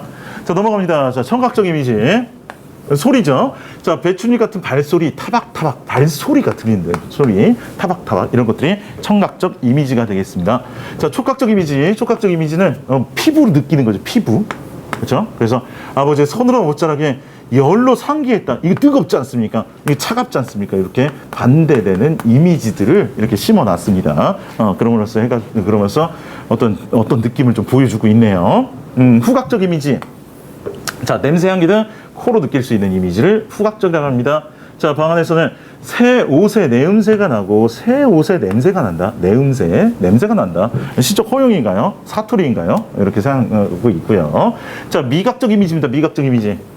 맛을 느끼는 게 미각적이겠죠. 단맛, 짠맛 등 혀로 느낄 수 있는 이미지입니다. 눈물은 왜 짠가? 이렇게 얘기하면 미각적 이미지입니다. 뭐 별로 어렵진 않고요. 우리가 가장 기억을 많이 해주셔야 될 것, 공감각적 이미지입니다. 감각의 전이현상이라고 얘기하기도 합니다. 공감각적 이미지, 감각의 전이현상. 감각의 전이현상이라는 표현이 좀 더 어려우니까 잘 좀 기억해 주세요. 자, 대상을 인식하기 위한 감각을 다른 종류의 감각을 전이시킨다는 것은 옮아간다 이렇게 생각하시면 되겠습니다. 옮겨가는 거예요. 그러니까 이쪽 심상에서 저쪽 심상으로 옮겨가는 것을 감각의 전이현상이라고 얘기합니다. 그래서 이렇게 과수원을 지나온 달콤한 바람은 이렇게 얘기할 때 촉각의 미각화라고 했지 않습니까? 바람이라고 얘기하는 건 촉각적 심상인 거야. 근데 바람은 우리가 느껴야 되는 거죠. 근데 달콤하다. 바람이 달짝지근합니까? 달콤한 거 느껴본 적 없죠? 그렇죠? 그러니까 바람은 피부로 느끼는 건데 달콤함을 어떻게 느낍니까? 왜 다 혓바닥입니까? 느낄 수 있는 게 아니야. 그래서 바람이 달콤하다고 얘기했기 때문에 촉각에 미각합니다. 수업 시간에도 항상 설명드립니다. 여기 모에 모하다, 촉각에 미각하다, 뭐 시각에 후각하다 이런 거 했을 때 이 앞에 쓸 것은 무엇입니까? 라고 물어보면 이렇게 해주세요. 시인이 먼저 감각한 것을 앞에 써주세요. 시인이 실제로 감각한 것을 앞에 써주시면 요거 금방 파악할 수가 있습니다. 이런 거죠. 과수원을 지나온 달콤한 바람이라고 이야기했을 때 우리는 바람을 맞이하고 있습니까? 달콤한 맛을 보고 있습니까? 당연히 바람을 느끼고 이 시를 썼단 말이야. 그렇기 때문에 시인이 먼저 느끼고 실제로 느낀 것은 바람이 먼저예요. 그리고 그 바람이 달콤하다라고 느꼈기 때문에 촉각의 미각화가 되는 게 맞습니다. 먼저 느낀 게 보다 촉각, 그 다음에 이걸 미각으로 바꿔버렸다 이렇게 생각하면 좋을 것 같아요. 자, 그 다음에 복합적 이미지, 이거 공감각적 이미지, 이건 별로 중요한 건 아닌데 얘하고 좀 비교해가지고 얘가 좀 비교해서 알아두세요. 두 가지 이상의 감각이 그냥 나란히 늘어나져 있기 때문에 이것은 감각의 전이 현상이 일어나진 않았습니다. 자, 집집마다 누룩을 디디는 소리, 누룩이 뜨는 냄새, 소리 따로 냄새 따로 각각이에요, 이거. 각각. 그렇기 때문에 그냥 두 가지 이미지이기 때문에 복합적 이미지라고 얘기하는 것은 저런 표현 자체를 몰라도 상관없습니다. 복합 감각이다, 복합적 이미지다, 이런 건 그냥 이미지 두 개가 있다. 이 정도로만 생각해도 무방합니다. 자, 여기까지 해서 감각적 이미지에 대해서 우리가 좀 살펴봤어요. 감각적 이미지. 감각적 이미지에서는 공감각적 이미지를 조금 잘 좀 생각해 주시고요. 자, 그 다음에 상승 하강의 이미지, 이렇게 시작을 해보도록 합니다. 상승과 하강의 이미지. 자, 상승의 이미지다, 하강의 이미지다. 이거 잘못 생각하고 있는 사람이 있는데, 상승의 이미지는 올라가는 듯한, 하강의 이미지는 내려가는 듯한 그런 느낌을 주면 상승과 하강의 이미지다. 이렇게만 생각을 해주세요. 자, 이게 무슨 얘기냐? 단순히 상승이다, 하강의 이미지다라고 얘기하는 것은 중력의 문제입니다. 중력이 문제입니다. 그러니까 중력을 거슬러서 올라갈 것 같으면 상승의 이미지고요. 중력의 방향에 맞게 떨어지게 되면 하강의 이미지예요. 단순히 중력의 문제일 뿐이지 이게 긍정적이다, 부정적이다 얘기하는 게 아니에요. 의미가 거기에 더 파생이 된다면 모르겠습니다. 그러니까 쉽게 얘기하자면 하강은 부정적이다 이렇게 생각하면 안 돼요. 하강은 부정적이다. 이걸 단정할 수가 없습니다. 단정이 안 돼요. 단정할 수 없다는 거야. 이게 안 된다는 게 아니고 단정할 수 없어요. 물론 하강적 이미지가 부정적인 경우도 있을 수 있겠지만 우리가 물이 되어 흐른다면 이런 시들에서는 또 긍정적인 이미지를 사용할 수 있기 때문에 상승이냐 하강이냐는 상승이 긍정적이야, 하강이 부정적이야 이런 식으로 생각하지 말고요. 단순히 그냥 중력의 문제인데 거기서 어떤 의미가 파생될지를 다시 한번 살펴주시면 좋을 것 같습니다. 자, 푸른 하늘에 닿을 듯이 세월에 불타고도 우뚝 남아서서 하늘 높이 올라가는 그런 어떤 교목이에요. 나무예요, 나무. 나무는 하늘 높이 올라가면 좋습니까? 나쁩니까? 그러니까 이거는 상승적인 어떤 이미지라고 생각한다면 여기서 긍정의 이미지가 돼요. 근데 검은 그림자 쓸 줄 알면 마침내 호수 속 깊이 거꾸러집니다. 호수 속 깊이 이렇게 푹 거꾸러지는 건 죽는 거죠. 그렇지? 그러니까 깊이 거꾸러진다는 건 하강의 이미지예요. 하강의 이미지. 나무가 거꾸러지는 거니까 여기서는 부정적인 이미지입니다. 근데 단순히 이것은 중력의 방향이냐 반대 방향의 문제인 거지, 여기서 긍정이다 부정이다라고 따지게 되는 것은 시대 상황이라든지 시적인 상황과 관련지어서 분석을 해주셔야 될 거라고 생각이 됩니다. 이것은 단순히 상승과 하강의 문제다, 이렇게 생각해 주시기 부탁드리겠고요. 마지막으로 동적 이미지와 정적 이미지 한번 살펴봅시다. 동적 이미지, 움직임이 느껴지는 이미지, 당연히 정적 이미지, 멈춰있는 그런 이미지가 정적입니다. 실제로 우리가 여기다 정리를 해보자면 역동적 이미지다 이렇게 얘기하면은요, 아주 겁나 움직이는 거예요. 동적 이미지보다 훨씬 더 움직임이 막 다양해, 겁나 움직여, 이런 걸 역동적이다. 그 다음에 그냥 움직여, 동적이라고 얘기해요. 멈춰 있는 걸 정적이라고 얘기합니다. 그래서 이렇게만 좀 비교를 하시면 좋을 것 같습니다. 역동적은 동적보다 훨씬 더 많이 움직입니다. 자, 밑에 산은 자하산, 봄눈 녹으면 청로로 맑은 눈에 도는 구름. 청로로 눈에 구름이 비치게 되는데 그 구름이 이렇게 싹 돌고 있는 모습이에요. 천천히 돌고 있는 거겠죠. 어쨌든 움직이고 있으니까 동적인 그런 어떤 이미지, 이렇게 생각하시면 좋을 것 같습니다. 자, 여기까지 해서 이미지에 대한 이야기도 모두 정리해 드렸습니다. 자, 이런 것들을 토대로 이제 시의 내용을 물어보는 문제들이 나올 수가 있을 텐데요. 시의 내용, 가장 중요한 것은 시어의 함축성이라고 볼 수가 있겠습니다. 근데 시어의 함축성, 시인은 자신의 정서와 생각을 표현하기 위해 비유, 상징, 그 밖의 표현 기법들을 사용하여 일상언어의 새로운 의미를 담아내게 되는데, 그 새로운 의미라고 얘기하는 것이 무엇일까요? 라고 얘기하면요, 모르겠습니다. 시마다 달라지게 되는 거죠. 그 의미를 찾아가는 과정에 우리가 시를 분석하는 과정이 아닐까 생각이 됩니다.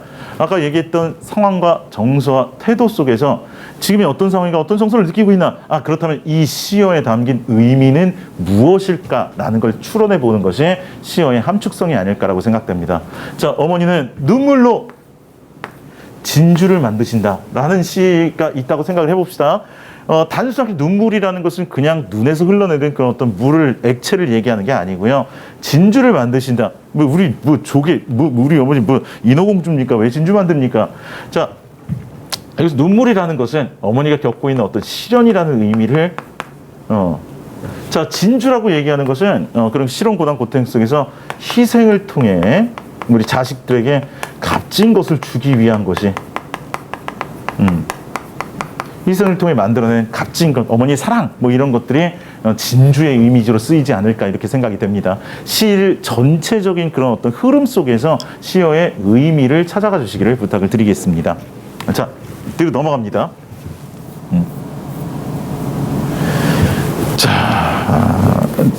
자, 시어의 의미를 좀 더 풍성하게 만들기 위한 그런 표현법들이 나오고 있네요. 자, 비유입니다. 어떤 대상을 직접 설명하지 않고 그와 유사한 다른 대상에 빗대어서 표현하는 방법을 우리가 뭐라고 얘기한다? 비유라고 얘기합니다. 자, 표현하고자 하는 대상이 원관념, 빗대진 대상이 보조관념이다. 그러니까 이런 데서 나는 찬밥처럼 방에 담겨 나가 어떤 처지인지를 보여주기 위해서 찬밥을 끌어들인 거예요. 그죠? 그러니까 나를 설명하기 위해서 찬밥을 끌어들였으니까 이게 원관념, 이게 보조관념이에요. 이런 식으로 따져주시기 부탁드리겠습니다. 자, 맨 처음에 직유법 다 알고 있을 거라 생각합니다. 처럼, 같이, 인양, 듯이 이런 것들을 사용하게 되면 직유적인 표현이라고 볼 수가 있겠고요. 어떻게 보면 비유에서 가장 많이 쓰이는 표현 기법 중에 하나가 아닐까 생각됩니다. 자, 그래서 찬밥처럼 이렇게 직유법 사용되고 있네요. 자, 그 다음에 은유법이 나옵니다. 은유법, 직유법 다음으로 많이 사용되는 비유적인 표현입니다. A는 B다, 이런 식의 형식이 되겠고, 좀 멀리 떨어져 있어도 괜찮습니다. 이렇게 마음은 제 고향을 지니지 않고 먼 항구로 떠도는 구름이다. 마음은 구름이다. A는 B다. 이런 식의 표현이 나오게 되면 은유법이다. 이렇게 생각해 주시고요. 자, 세 번째로 많이 쓰이는 건 의인법입니다. 의인법. 자, 의인법은 사람이 아닌 시적 대상을 사람이 행동하는 것처럼, 사람이 아닌 것 사람처럼 표현하는 게 의인법입니다. 바람은 내게 속삭이며 한 자국도 쏟지 말라고 옷자락을 흔들고, 종다리는 새예요. 새입니다. 울타리 너머에 아씨같이 구름 뒤에서 반갑다고 웃고 있습니다. 나 보고 반갑다고 웃고 있어요. 이 새가 웃고 있는 건지 울고 있는 건지 내가 어떻게 합니까? 새가 웃고 있대요. 이거 의인법이 되겠네. 자, 화류법입니다. 화류법은 무생물의 생물, 특히 동물인 것처럼 표현하는 방법이다. 사실은 원칙적으로 얘기하자면 무정물을 유정물에 빗댑니다. 근데 무정물과 유정물이 좀 구분이 잘 안 되니까 쉽게 얘기하면 유정물이라는 것은 그냥 동물이다. 이렇게 생각하시면 좋을 것 같아요. 그러니까 살아있지 않은 어떤 것들을 동물에다가 빗대어서 혹은 살아있더라도 움직임을 잘 할 수 없는 애들을 동물에다 빗댔다. 이렇게 얘기하면 화류법이 되겠고, 보통의 교육과정에서는 이렇게 표현합니다. 화류법이 의인법을 포함하고 있다. 물론 의인법과 화류법하고 겹치지 않는 부분도 분명히 존재를 하게 됩니다. 하지만 보통은 화류법이 좀 더 큰 개념이다. 이렇게 생각해 주시고요. 화류법보다는 아무래도 의인법이 좀 더 많이 나오니까 의인법을 기억해 주는 게 좋겠습니다. 오케이. 자, 그 다음에 넘어갑니다.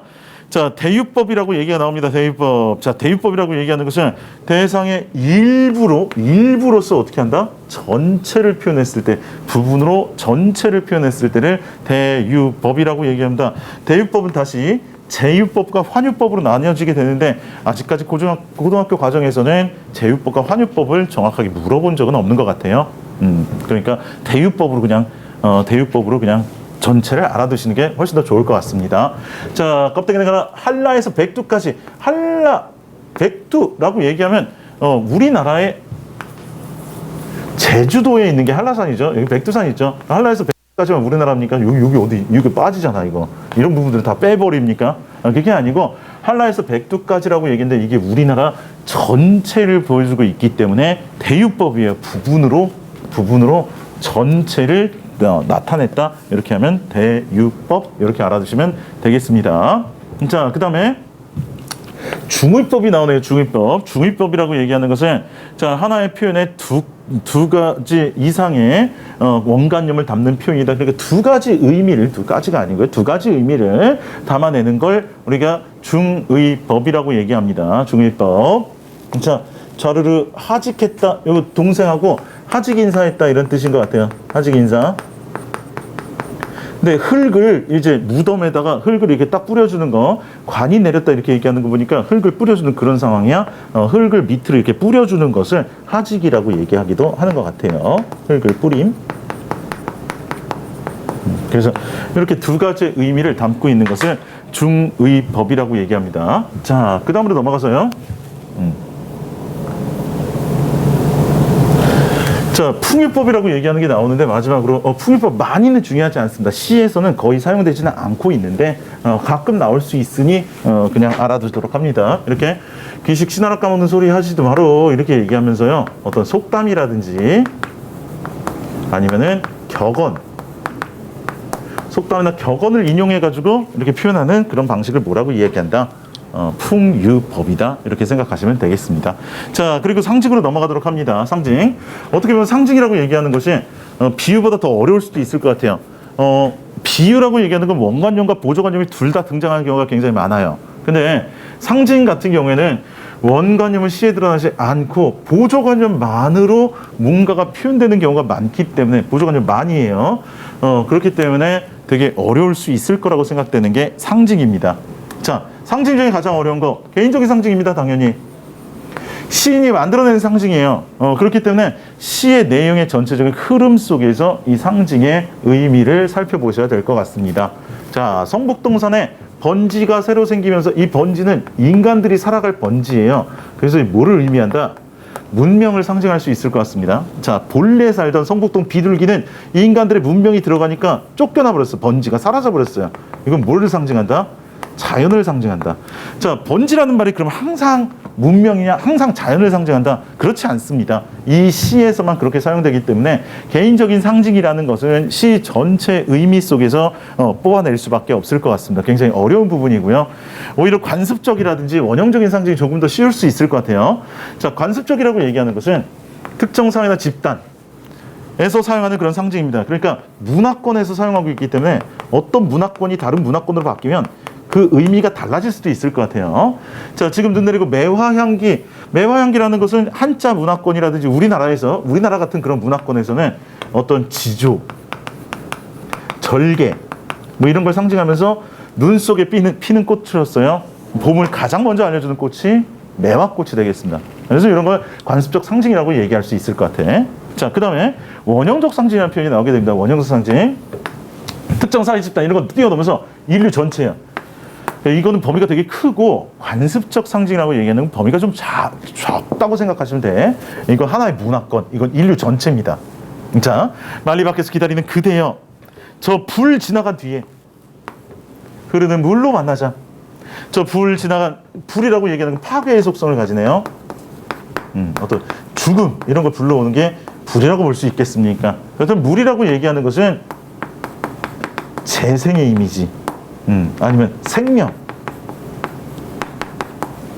모든 생명 물이 없으면 살아갈 수가 없지 않습니까? 그래서 전 세계적으로 불은 저런 의미를 담을 때가 많이 있다는 거지. 그래서 이런 것을 원형적 상징이라고 이야기를 하게 됩니다. 자, 됐습니다. 다음으로 넘어갑니다. 자, 그 다음에 강조하기 기법이 나오게 됩니다. 강조하기 기법. 강조하기 기법. 자, 특정 부분을 강조해가지고 생각이나 감정을 더욱 인상적으로, 자, 강조를 하면서 인상적으로 전달하는 그런 기법이 되겠습니다. 자, 여기서부터 많이 어렵진 않네요. 가볍게 살펴봐 주시기 부탁드릴게요. 자, 과장법이라고 합니다. 과장법. 과장법. 당연히 실제보다 훨씬 크거나 작게, 그죠? 이렇게 표현하는 거 과장법입니다. 자, 대동강물이 언제나 말이라 이별의 눈물 해마다 물결에 보탠다 라고 얘기했으니까 이게 뭐가 되겠습니까? 내 눈물로 인해서 대동강이 안 마른다는 거야. 내 눈물이 대동강에 이렇게 딱 들어가잖아. 그래가지고 대동강 아무리 가뭄이 와도 대동강이 마르지가 않아요. 왜?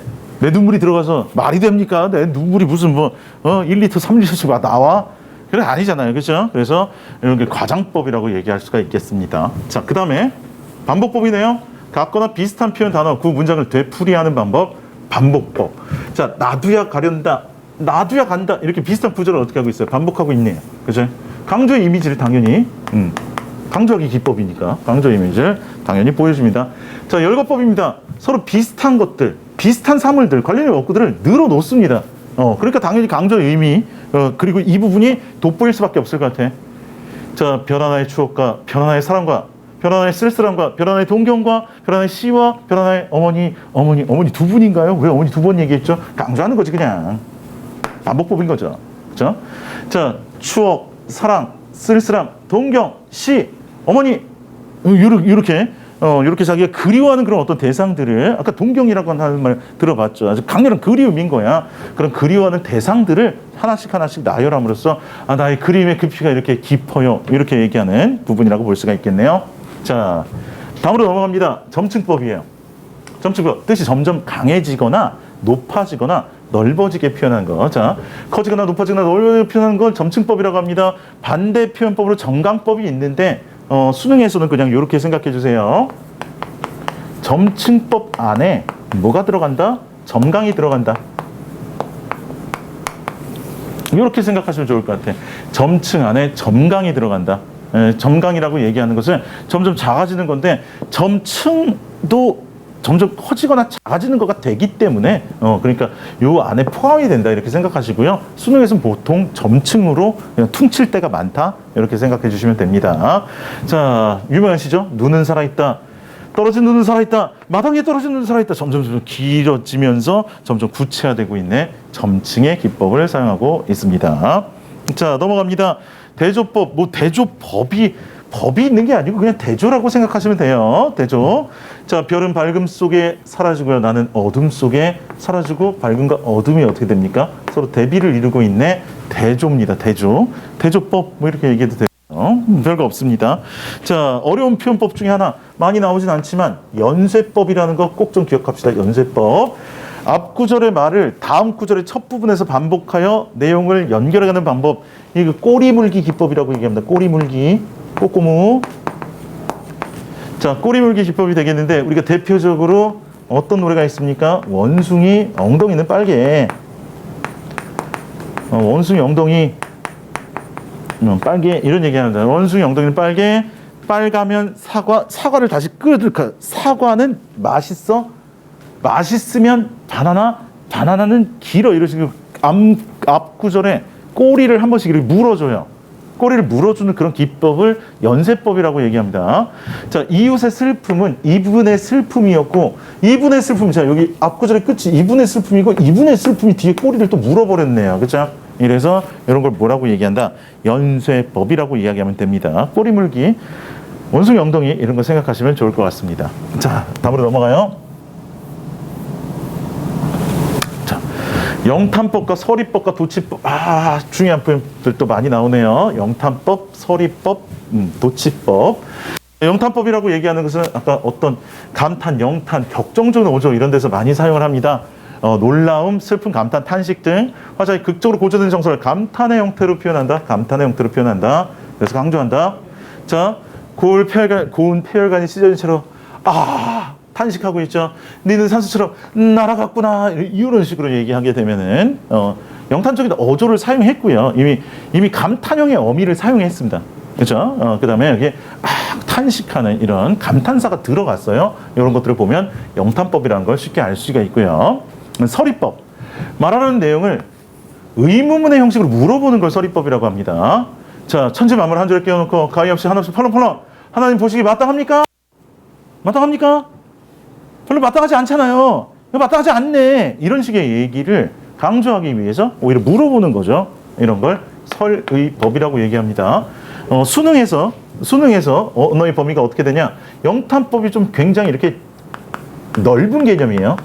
그렇기 때문에 영탄법 안에 뭐가 들어간다? 서리법이 들어간다고 봐줘도 무방합니다. 서리법이 나오면 영탄법이라고 얘기해도 무방할 거라고 생각돼요. 그러니까 요 서리법 바깥쪽에는 뭐 이렇게 감탄사가 들어간다든지 뭐 느낌표가 들어간다든지 이렇게 되면은 영탄법인데 물음표가 들어가가지고 서리법을 사용해도 넓게는 영탄법 안에 포함시킬 수도 있다는 것을 영탄적인 그런 방식이라고 볼 수도 있다는 것을 기억해 주시기 부탁드리겠습니다. 자, 마지막으로 도치법입니다. 도치법도 많이는 사용되지 않는데 사용되면 조금 어려운 표현법이라고 생각이 되네요. 자, 말의 차례를 바꾸어 쓰는 표현 방법, 말의 순서를 바꿉니다. 자, 순서가 바뀌었다는 걸 금방 보여줄 수 있는 부분은 자, 이런 부분이에요. 서술어가 먼저 나오고요. 서술어가 먼저 나오고 그렇지 않은 부분이 나중에 나왔을 때 이게 우리나라에서는 가장 순서가 바뀐 걸 잘 보여주는 부분이라고 생각이 됩니다. 그치? 아직 서해에 가보지 않았습니다. 어쩌면 당신이 거기에 계실지도 모르겠기 가보지 않았어요. 그렇죠? 그렇기 때문에 서술어하고 순서를 바꾸는 게 가장 많이 나옵니다. 주어, 서술어. 그러니까 서술어를 먼저 보여주고 나머지 부분들을 뒤로 돌렸을 때 도치법이 되는 경우가 많아요. 물론 그렇지 않은 경우도 있을 수 있겠죠. 수식하는 말과 수식을 받는 말 사이를 오묘하게 이렇게 바꿨을 때도 죽어도 아니 눈물 흘리오리다.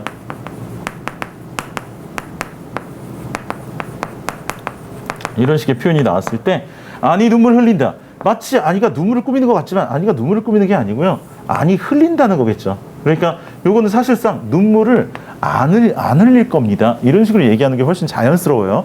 이 꾸미는 말이 얘하고 이렇게 붙어 있는 게 자연스러운 거죠.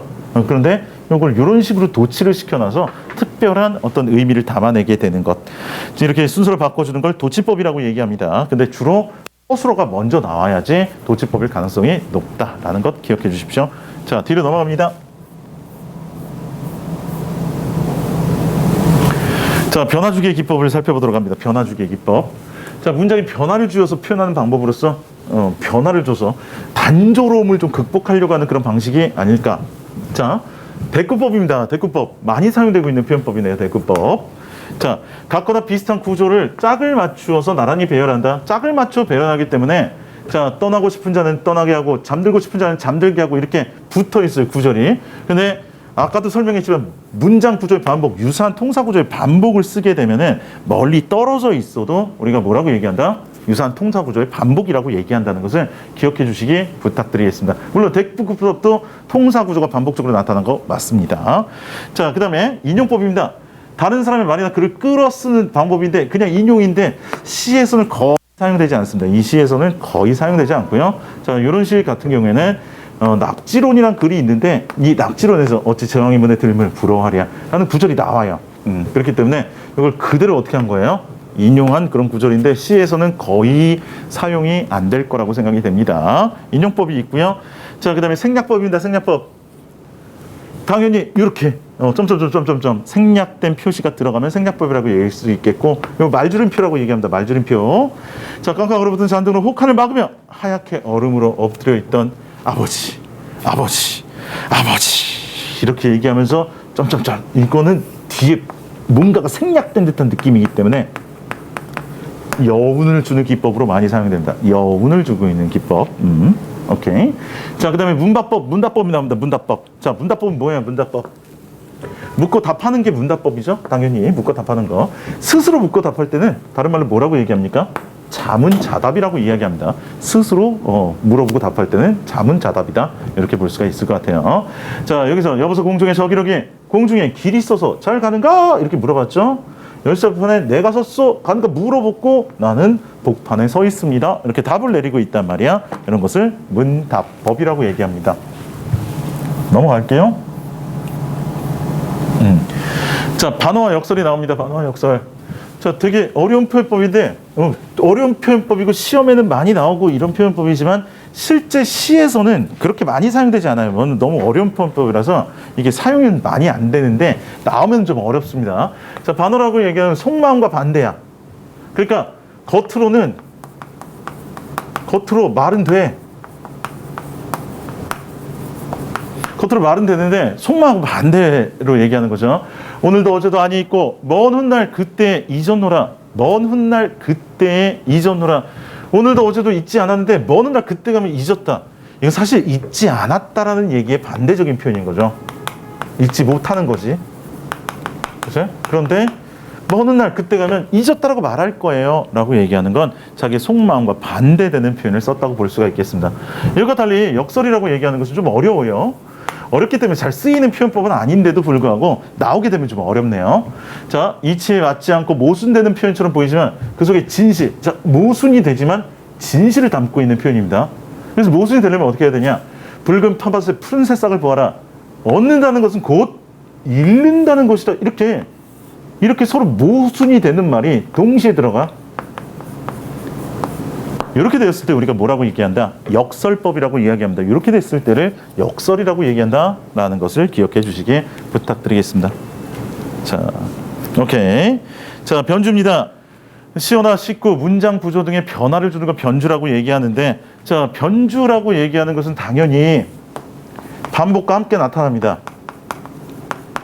반복과 변주라는 표현을 쓸 때도 있어요. 반복과 변주. 반복이 되는 와중에 살짝 변화를 주는 건 변주라고 하기 때문에 반복이 나오지 않으면 변주가 같이 안 나옵니다. 그러니까 그러는 동안에 이런 반복이 되는 동안 이 몸을 팔아 마음을 팔아 드디어 36회가 지나 이런 식으로 뒤에 부분을 살짝 어떻게 됩니까? 변형시켜주는 걸 변주의 기법이라고 합니다. 그래서 반복과 변주는 거의 같이 사용되고 있다. 반복과 변주라는 표현도 기억을 해주시면 좋겠습니다. 자, 그 다음으로 넘어가도록 합니다. 아주 중요한 개념이 또 나오네요. 자, 아주 중요한 개념이 나옵니다.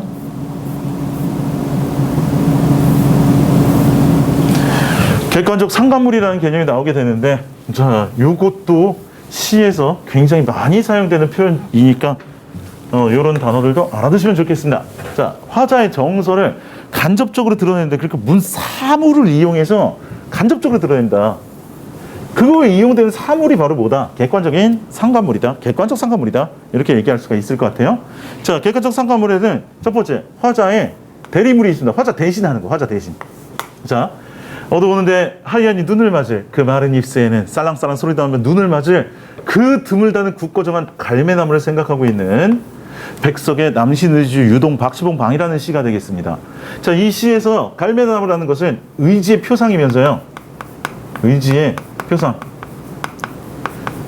시적 화자가 이렇게 되고 싶다는 거야. 시적 화자가 이렇게 어두워 오는데 하얗게 눈을 맞으면서도 그러면서 어때? 굳고 정한 그런 삶의 태도를 유지하고 싶다는 거지. 갈매나무처럼.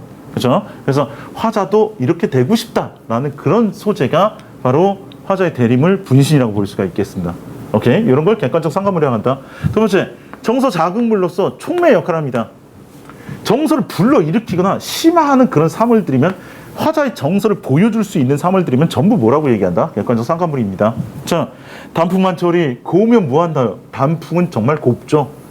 당신이 안 오는데 뭔 헛짓이다요. 단풍 고운데 당신 와요, 안 와요? 당신 오지 않아. 그렇기 때문에 이 단풍이 고운 것과 화자의 정서가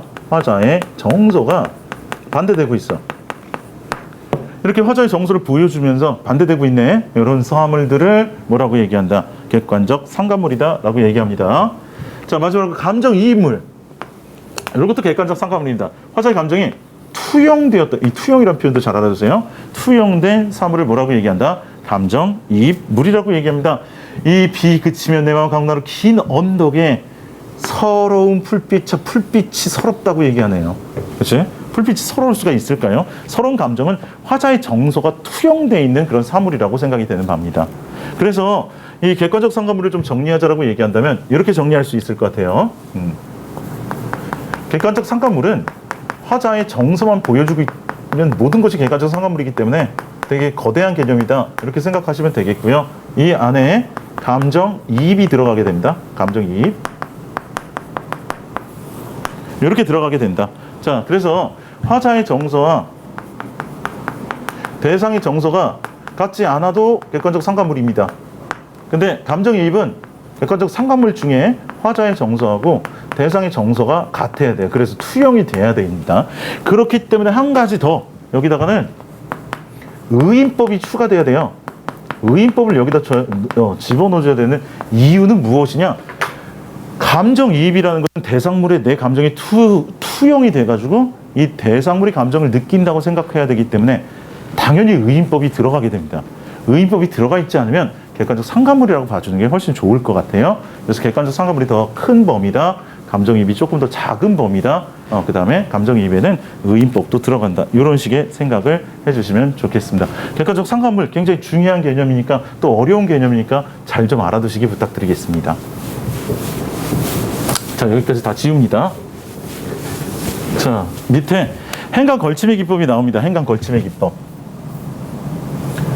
자, 행간 걸침의 기법인 것은 시행이 앞행과도 연결되고 뒤행과도 연결되게 함으로써 호흡을 빼앗습니다. 그러니까 어떤 타이밍이 끊어 읽어야 될지 그 끊어 읽는 타이밍을 빼앗아 버려요. 그래서 시적인 긴장감이라는 표현 잘 좀 기억해 주세요. 시적인 긴장감을 낳는 그런 기법을 행간 걸침이라고 얘기합니다. 어둠은 새를 낳고 돌을 낳고 이렇게 돌을 낳고가 이렇게 연결이 돼 있어야 될 것 같은데 여기서 행을 끊어버려요. 이렇게. 그러면서 뭔가 돌을 하고 이렇게 긴장감이 느껴지게 만들어주는 그런 기법을 행간 걸침의 기법입니다.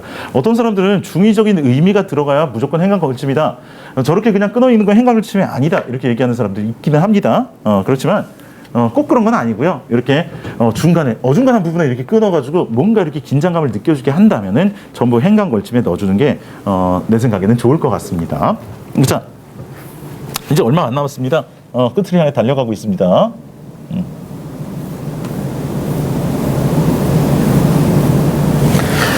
표현 효과와 관련된 그런 어떤 개념들. 자, 표현 효과. 이런 표현들을 사용했을 때 이런 표현 방법들이 사용되잖아요. 어떤 효과가 나타나냐 이거지. 그거와 관련돼 있는 시어들이니까 선택제 이런 것들이 표현법 자체가 나오는 게 아니고요. 이 표현법을 썼을 때 어떤 단어들도 이거 해설해 줄지 그거에 관련된 얘기니까 이걸 좀 잘 기억해 주세요. 첫 번째, 친밀감, 일체감, 거리감. 반대말이네요. 일체감이 된다, 친밀감이 된다, 반대말이 거리감이 된다. 이렇게 볼 수가 있겠습니다. 자, 화자가 시적 대상을 심지어를 가깝다가 느끼거나 혹은 친밀감, 일체감, 멀다고 느끼면 뭡니까? 거리감이 느낀다. 이렇게 생각하는 거지. 자, 여승은 합장하고 절을 했다. 가지치대 염세가 났다. 쓸쓸한 얼굴빛이 옛날같이 늙었습니다. 여승의 얼굴빛이 늙어 있대요. 쓸쓸한 빛이라고 했어요. 자, 그 쓸쓸한 빛을 보면서 나는 뭐래요? 불병처럼 서러워졌다. 얘가 쓸쓸한 얼굴을 가지고 있었더니 나도 서러워졌어요. 왜요? 친밀감, 일체감, 공감을 하고 있기 때문에 그런 것은 아닐까? 얼굴을 봤는데 제 얼굴이 쓸쓸해서 나도 서러워졌어요. 내 원수라고 생각해봐. 내가 싫어하는 사람이야. 얼굴 쓸쓸해. 기쁘지 않아, 내? 그렇지 않습니까? 그러니까 여기서 대상과의 어떤 친밀감 이런 걸 느껴진다. 자, 두 번째, 생동감이 느껴집니다. 자, 신동은 뭐냐? 시적 대상에 생기가 있고 그것이 사람 움직이는 듯한 느낌. 음성 상징어. 동적, 역동적까지 포함시키면 좋아. 동적, 역동적 이런 것들이 들어가게 되면은 당연히 생동감이 넘쳐 흐르게 됩니다. 산하, 우뚝 돋은 푸른 산하, 철철철 이렇게 철철철 이렇게 음성 상징어가 사용되면은 생동감이 넘친다라고 볼 수가 있겠습니다. 여기 또 이렇게 심상들을 또 많이 사용하면요 살아있는 듯한 그런 어떤 생동감을 또 느끼게 만들어줄 수 있을 것 같아요. 자, 그 다음에 시적 긴장감. 아까도 얘기했던 것처럼 시적 긴장감이라고 얘기하는 것은 뭔가 이렇게 되게 중간에 끊긴 듯한 느낌을 들게 만들어서 자연스러운 흐름을 좀 방해해요. 자, 그래서 여기에 필요한 건 참신한 표현입니다. 자, 어떤 게 참신한 표현들이냐? 시라고 생각하기 힘든 표현들. 그러니까 우리가 시를 보면서 이런 건 시가 아닌 것 같지 않아? 이렇게 생각되는 그런 부분들에서 갑자기 긴장감이 느껴지게 되는 거지.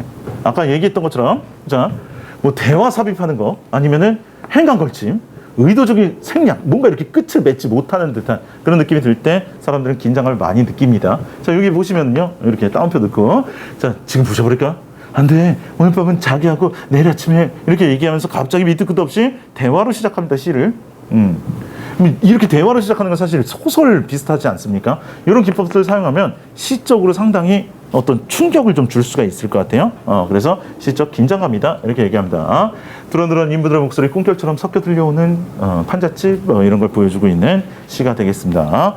자, 그 다음에 시적 여운을 보여줍니다. 여운이라고 얘기하는 것은 아직 덜 끝난 것 같은 느낌. 자, 시를 다 읽고 난 후에도 오래 머무는 느낌입니다. 아직 끝난 것 같지 않은 것 같아.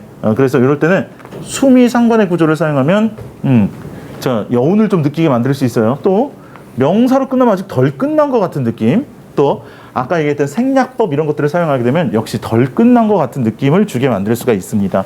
자, 꽃은 꽃대로 놓아두고 저는 땅 밑으로만 굽는 꽃진 자리에는 얼씬도 하지 않는 11개의 구덩이를 가진 늙은 애기집. 이렇게 얘기하면서 시가 이렇게 명사로 끝나요. 이렇게 명사로 끝나면 뭔가 아직 덜 끝난 듯한 그런 느낌을 좀 주게 만듭니다. 그렇기 때문에 슬픈 애기집 이렇게 딱 하게 되면은 자, 이런 것들이 표현 효과와 관련된 그런 어떤 개념들이라고 볼 수가 있겠습니다. 자, 이제 거의 마지막으로 다 달려왔네요, 우리.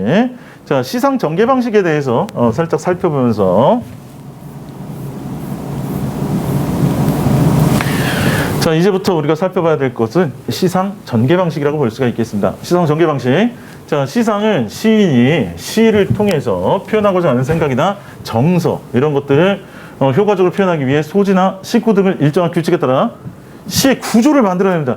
시상 전개라고 얘기하는 것은 이 시의 구조가 어떻게 흘러갈 것이냐, 이것이 시상 전개라고 볼 수가 있겠습니다. 자, 시상 전개 방식입니다. 당연히 아주 간단한 것들, 시간의 흐름에 따라 순행적입니다. 까마득한 날에 하늘이 자, 지금 눈 내리고 과거, 현재, 다시 청구해야 돼, 미래 이런 식으로 전개되는 거 순행적인 진행이다. 시간의 흐름에 따른 그런 전개 방식이다. 이렇게 볼 수가 있겠고, 시간을 보면 역행할 수도 있습니다. 그걸 역순행적이라고 합니다. 자, 이게 대표적으로 역순행적인 시가 되겠는데 이것만 봐서는 알 수는 없습니다. 또 대표적인 작품이 뭐가 있느냐?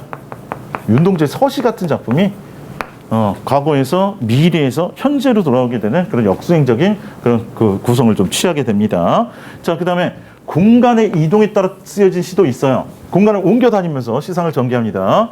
자, 유성에서 조치원으로 갔다가 조치원에서 다시 어디로 갑니까? 공주로 갔다가 공주에서 다시 어디로 갑니까? 온양으로 갔다가 온양에서 다시 서울로 돌아오면서 시가 끝나버리게 됩니다. 그런 시들.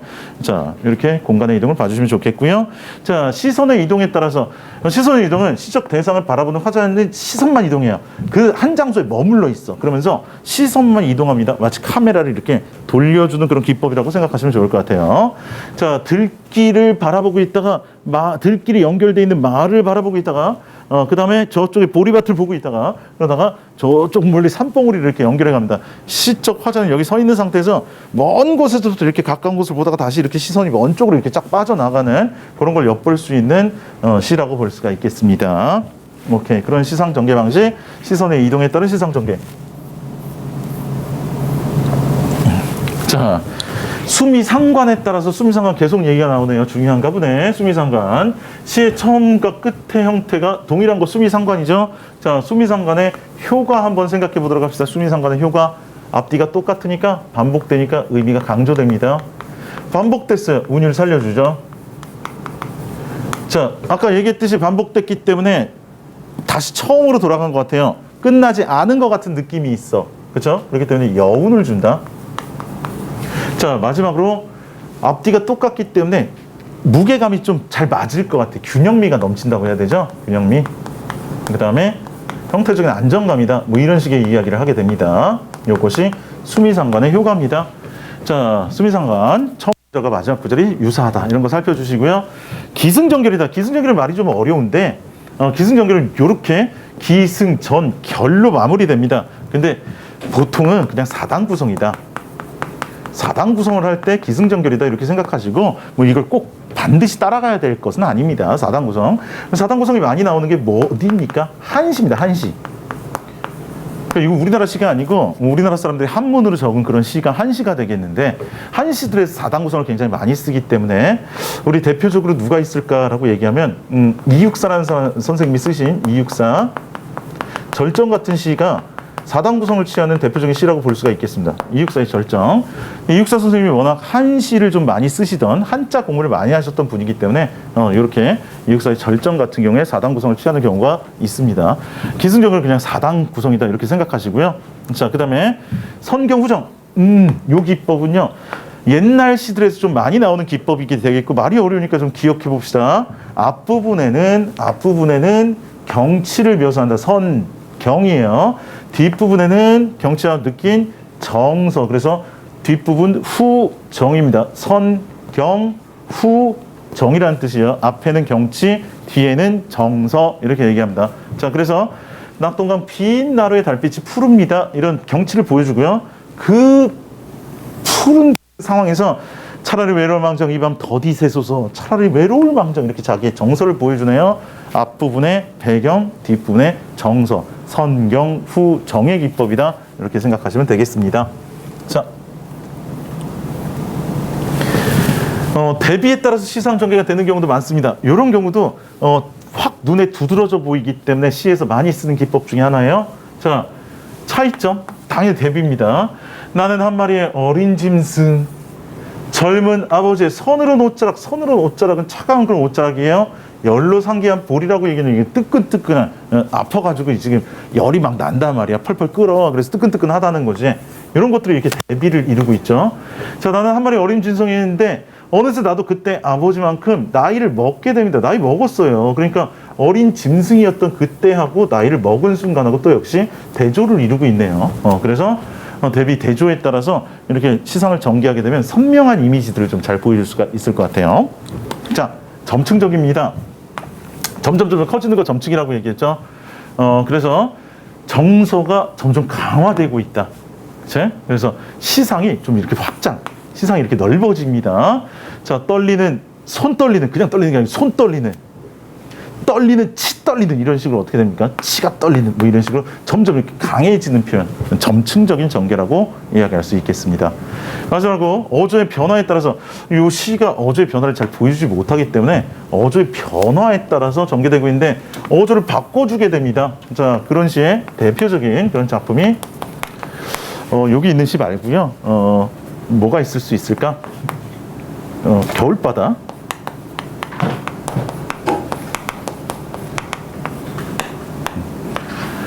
김남조.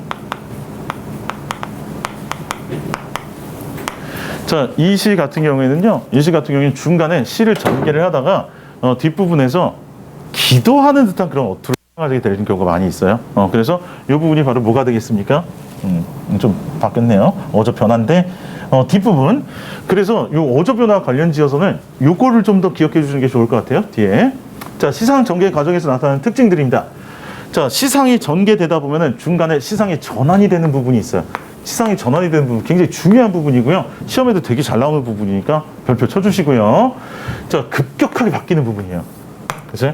보통 이렇게 북어들이 빳빳한 지느러미 막대기 같은 생각, 헤엄쳐갈 데 없는 사람들이 불쌍하다고 생각하는 순간 느닷없이 갑자기 부고들이 커다랗게 기분을 내고 말을 하기 시작합니다. 그러니까 내가 북어가 불쌍하다고 생각하고 있는 순간인데 북어들이 거봐 너도 북어잖아 라고 이렇게 얘기하면서 나한테 얘기를 해주고 있어요.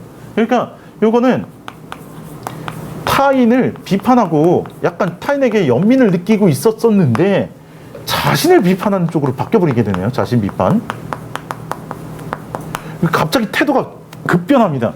요걸 중심으로 태도가 이렇게 급변하는 모습을 보여주죠. 이게 바로 뭐예요? 시상의 전환이라고 볼 수가 있겠습니다. 오케이. 자, 그 다음에 시상의 확산. 확산이라고 얘기하면 점점 커지는 거겠죠. 점차 확장됐고 이렇게 되는 거. 그치? 자, 여기서는 내가 그의 이름을 불러주기 전에 그는 하나의 몸짓이었습니다. 의미가 없는 존재가 몸짓입니다. 근데 내가 이름을 불러주니까 나에게 와서 꽃이 됐어요. 의미 있는 존재로 바뀌었어. 그러다가 하나의 눈짓으로 점점 어떻게 됩니까? 커지게 됩니다. 이건 상호에게 서로에게 의미가 있는 존재, 의미 있는 존재, 의미 없는 존재, 의미 없음에서 있음에서 상호 의미가 있음까지 나가게 돼요. 이렇게 되니까 점점 시상이 확산된다. 이렇게 볼 수도 있을 것 같습니다. 자, 시상이 집약된다. 반대겠죠. 시가 이렇게 중구난방에 있다가 점점 한 단어로 이렇게 딱 모이게 됩니다. 이런데 시상이 집약이 얘기하면은요, 이 모든 사물들을 보여주다가 아침이면 새벽은 개벽을 한다. 개벽이라고 얘기하는 건 하늘이 열리는 거예요. 즉 빅뱅이야. 우주 탄생이야. 그러니까 아침에 그런 어떤 신비로운 분위기를 마치 아침만 되면은 우주가 탄생하는 것 같아요. 이렇게 얘기하는 시가 되겠습니다. 그래서 마지막 줄에 개벽적으로 모든 단어들이 이렇게 쫙 모이게 돼서 아침이면 이 아침이라는 것은 우주의 탄생과 맞먹는 거야. 뭐 이런 식의 이야기를 해주게 되네요. 자, 이런 것들을 시상의 집약이라고 얘기합니다. 한 단어 쪽으로 쫙 모이게 돼요. 자, 다음으로 넘어갑니다.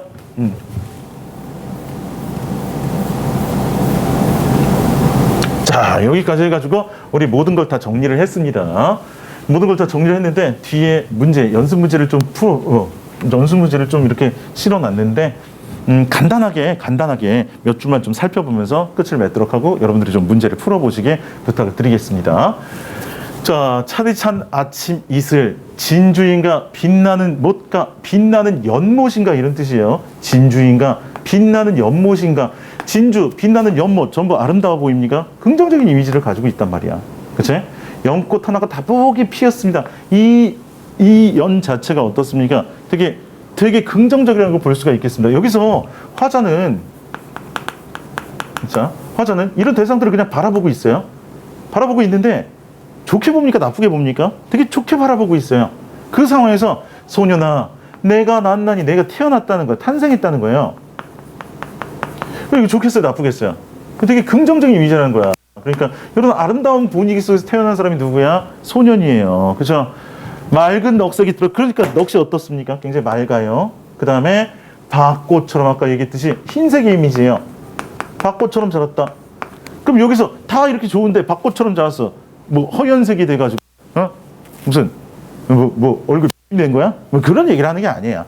밭꽃처럼 자랐다. 흰색의 이미지니까 순수하게 자란 거 아닐까? 이런 식으로 화자가 바라보는 어떤 대상들에 대해서 화자가 어떤 감정을 느끼고 있는 것들을 파악해 주는 거지. 이렇게 긍정적이냐 부정적이냐 이런 것들을 파악해 줌으로써 소년이 태어난 것도 좋아하고 있고요. 소년도 순수하게 자라고 있네. 이런 것들을 파악해낼 수 있다면 우리가 이 상황을 파악해내는 것이 아닐까라고 생각됩니다. 그럼 이런 상황에서 어떤 태도를 보여줄지 뒤에 부분에 넘어가시면서 찾아주시면은요, 시를 쉽게 분석할 수 있지 않을까 라는 생각이 듭니다. 시를 이렇게 내용적으로 분석을 했다면 선택지를 보면서 시상 전개 방식이라든지 이런 것들은 반대로 선택지를 보고 나서 시에서 그 구절들을 골라주시면서 문제를 풀어야 될 거라고 생각이 됩니다. 자, 여기까지 한번 연습을 좀 해보시기 부탁을 드리겠고 연습 문제를 좀 다 풀어보시는 것을 과제로 내드리도록 하겠습니다. 다음 시간에는 소설의 개념어들에 대해서 좀 살펴보도록 하겠고 소설을 또 어떻게 분석해 가야 될 것이고 거기에 필요한 단어들과 어휘들은 무엇인지 그런 개념어들을 하나하나 면밀히 살펴보도록 하겠습니다. 고생하셨습니다.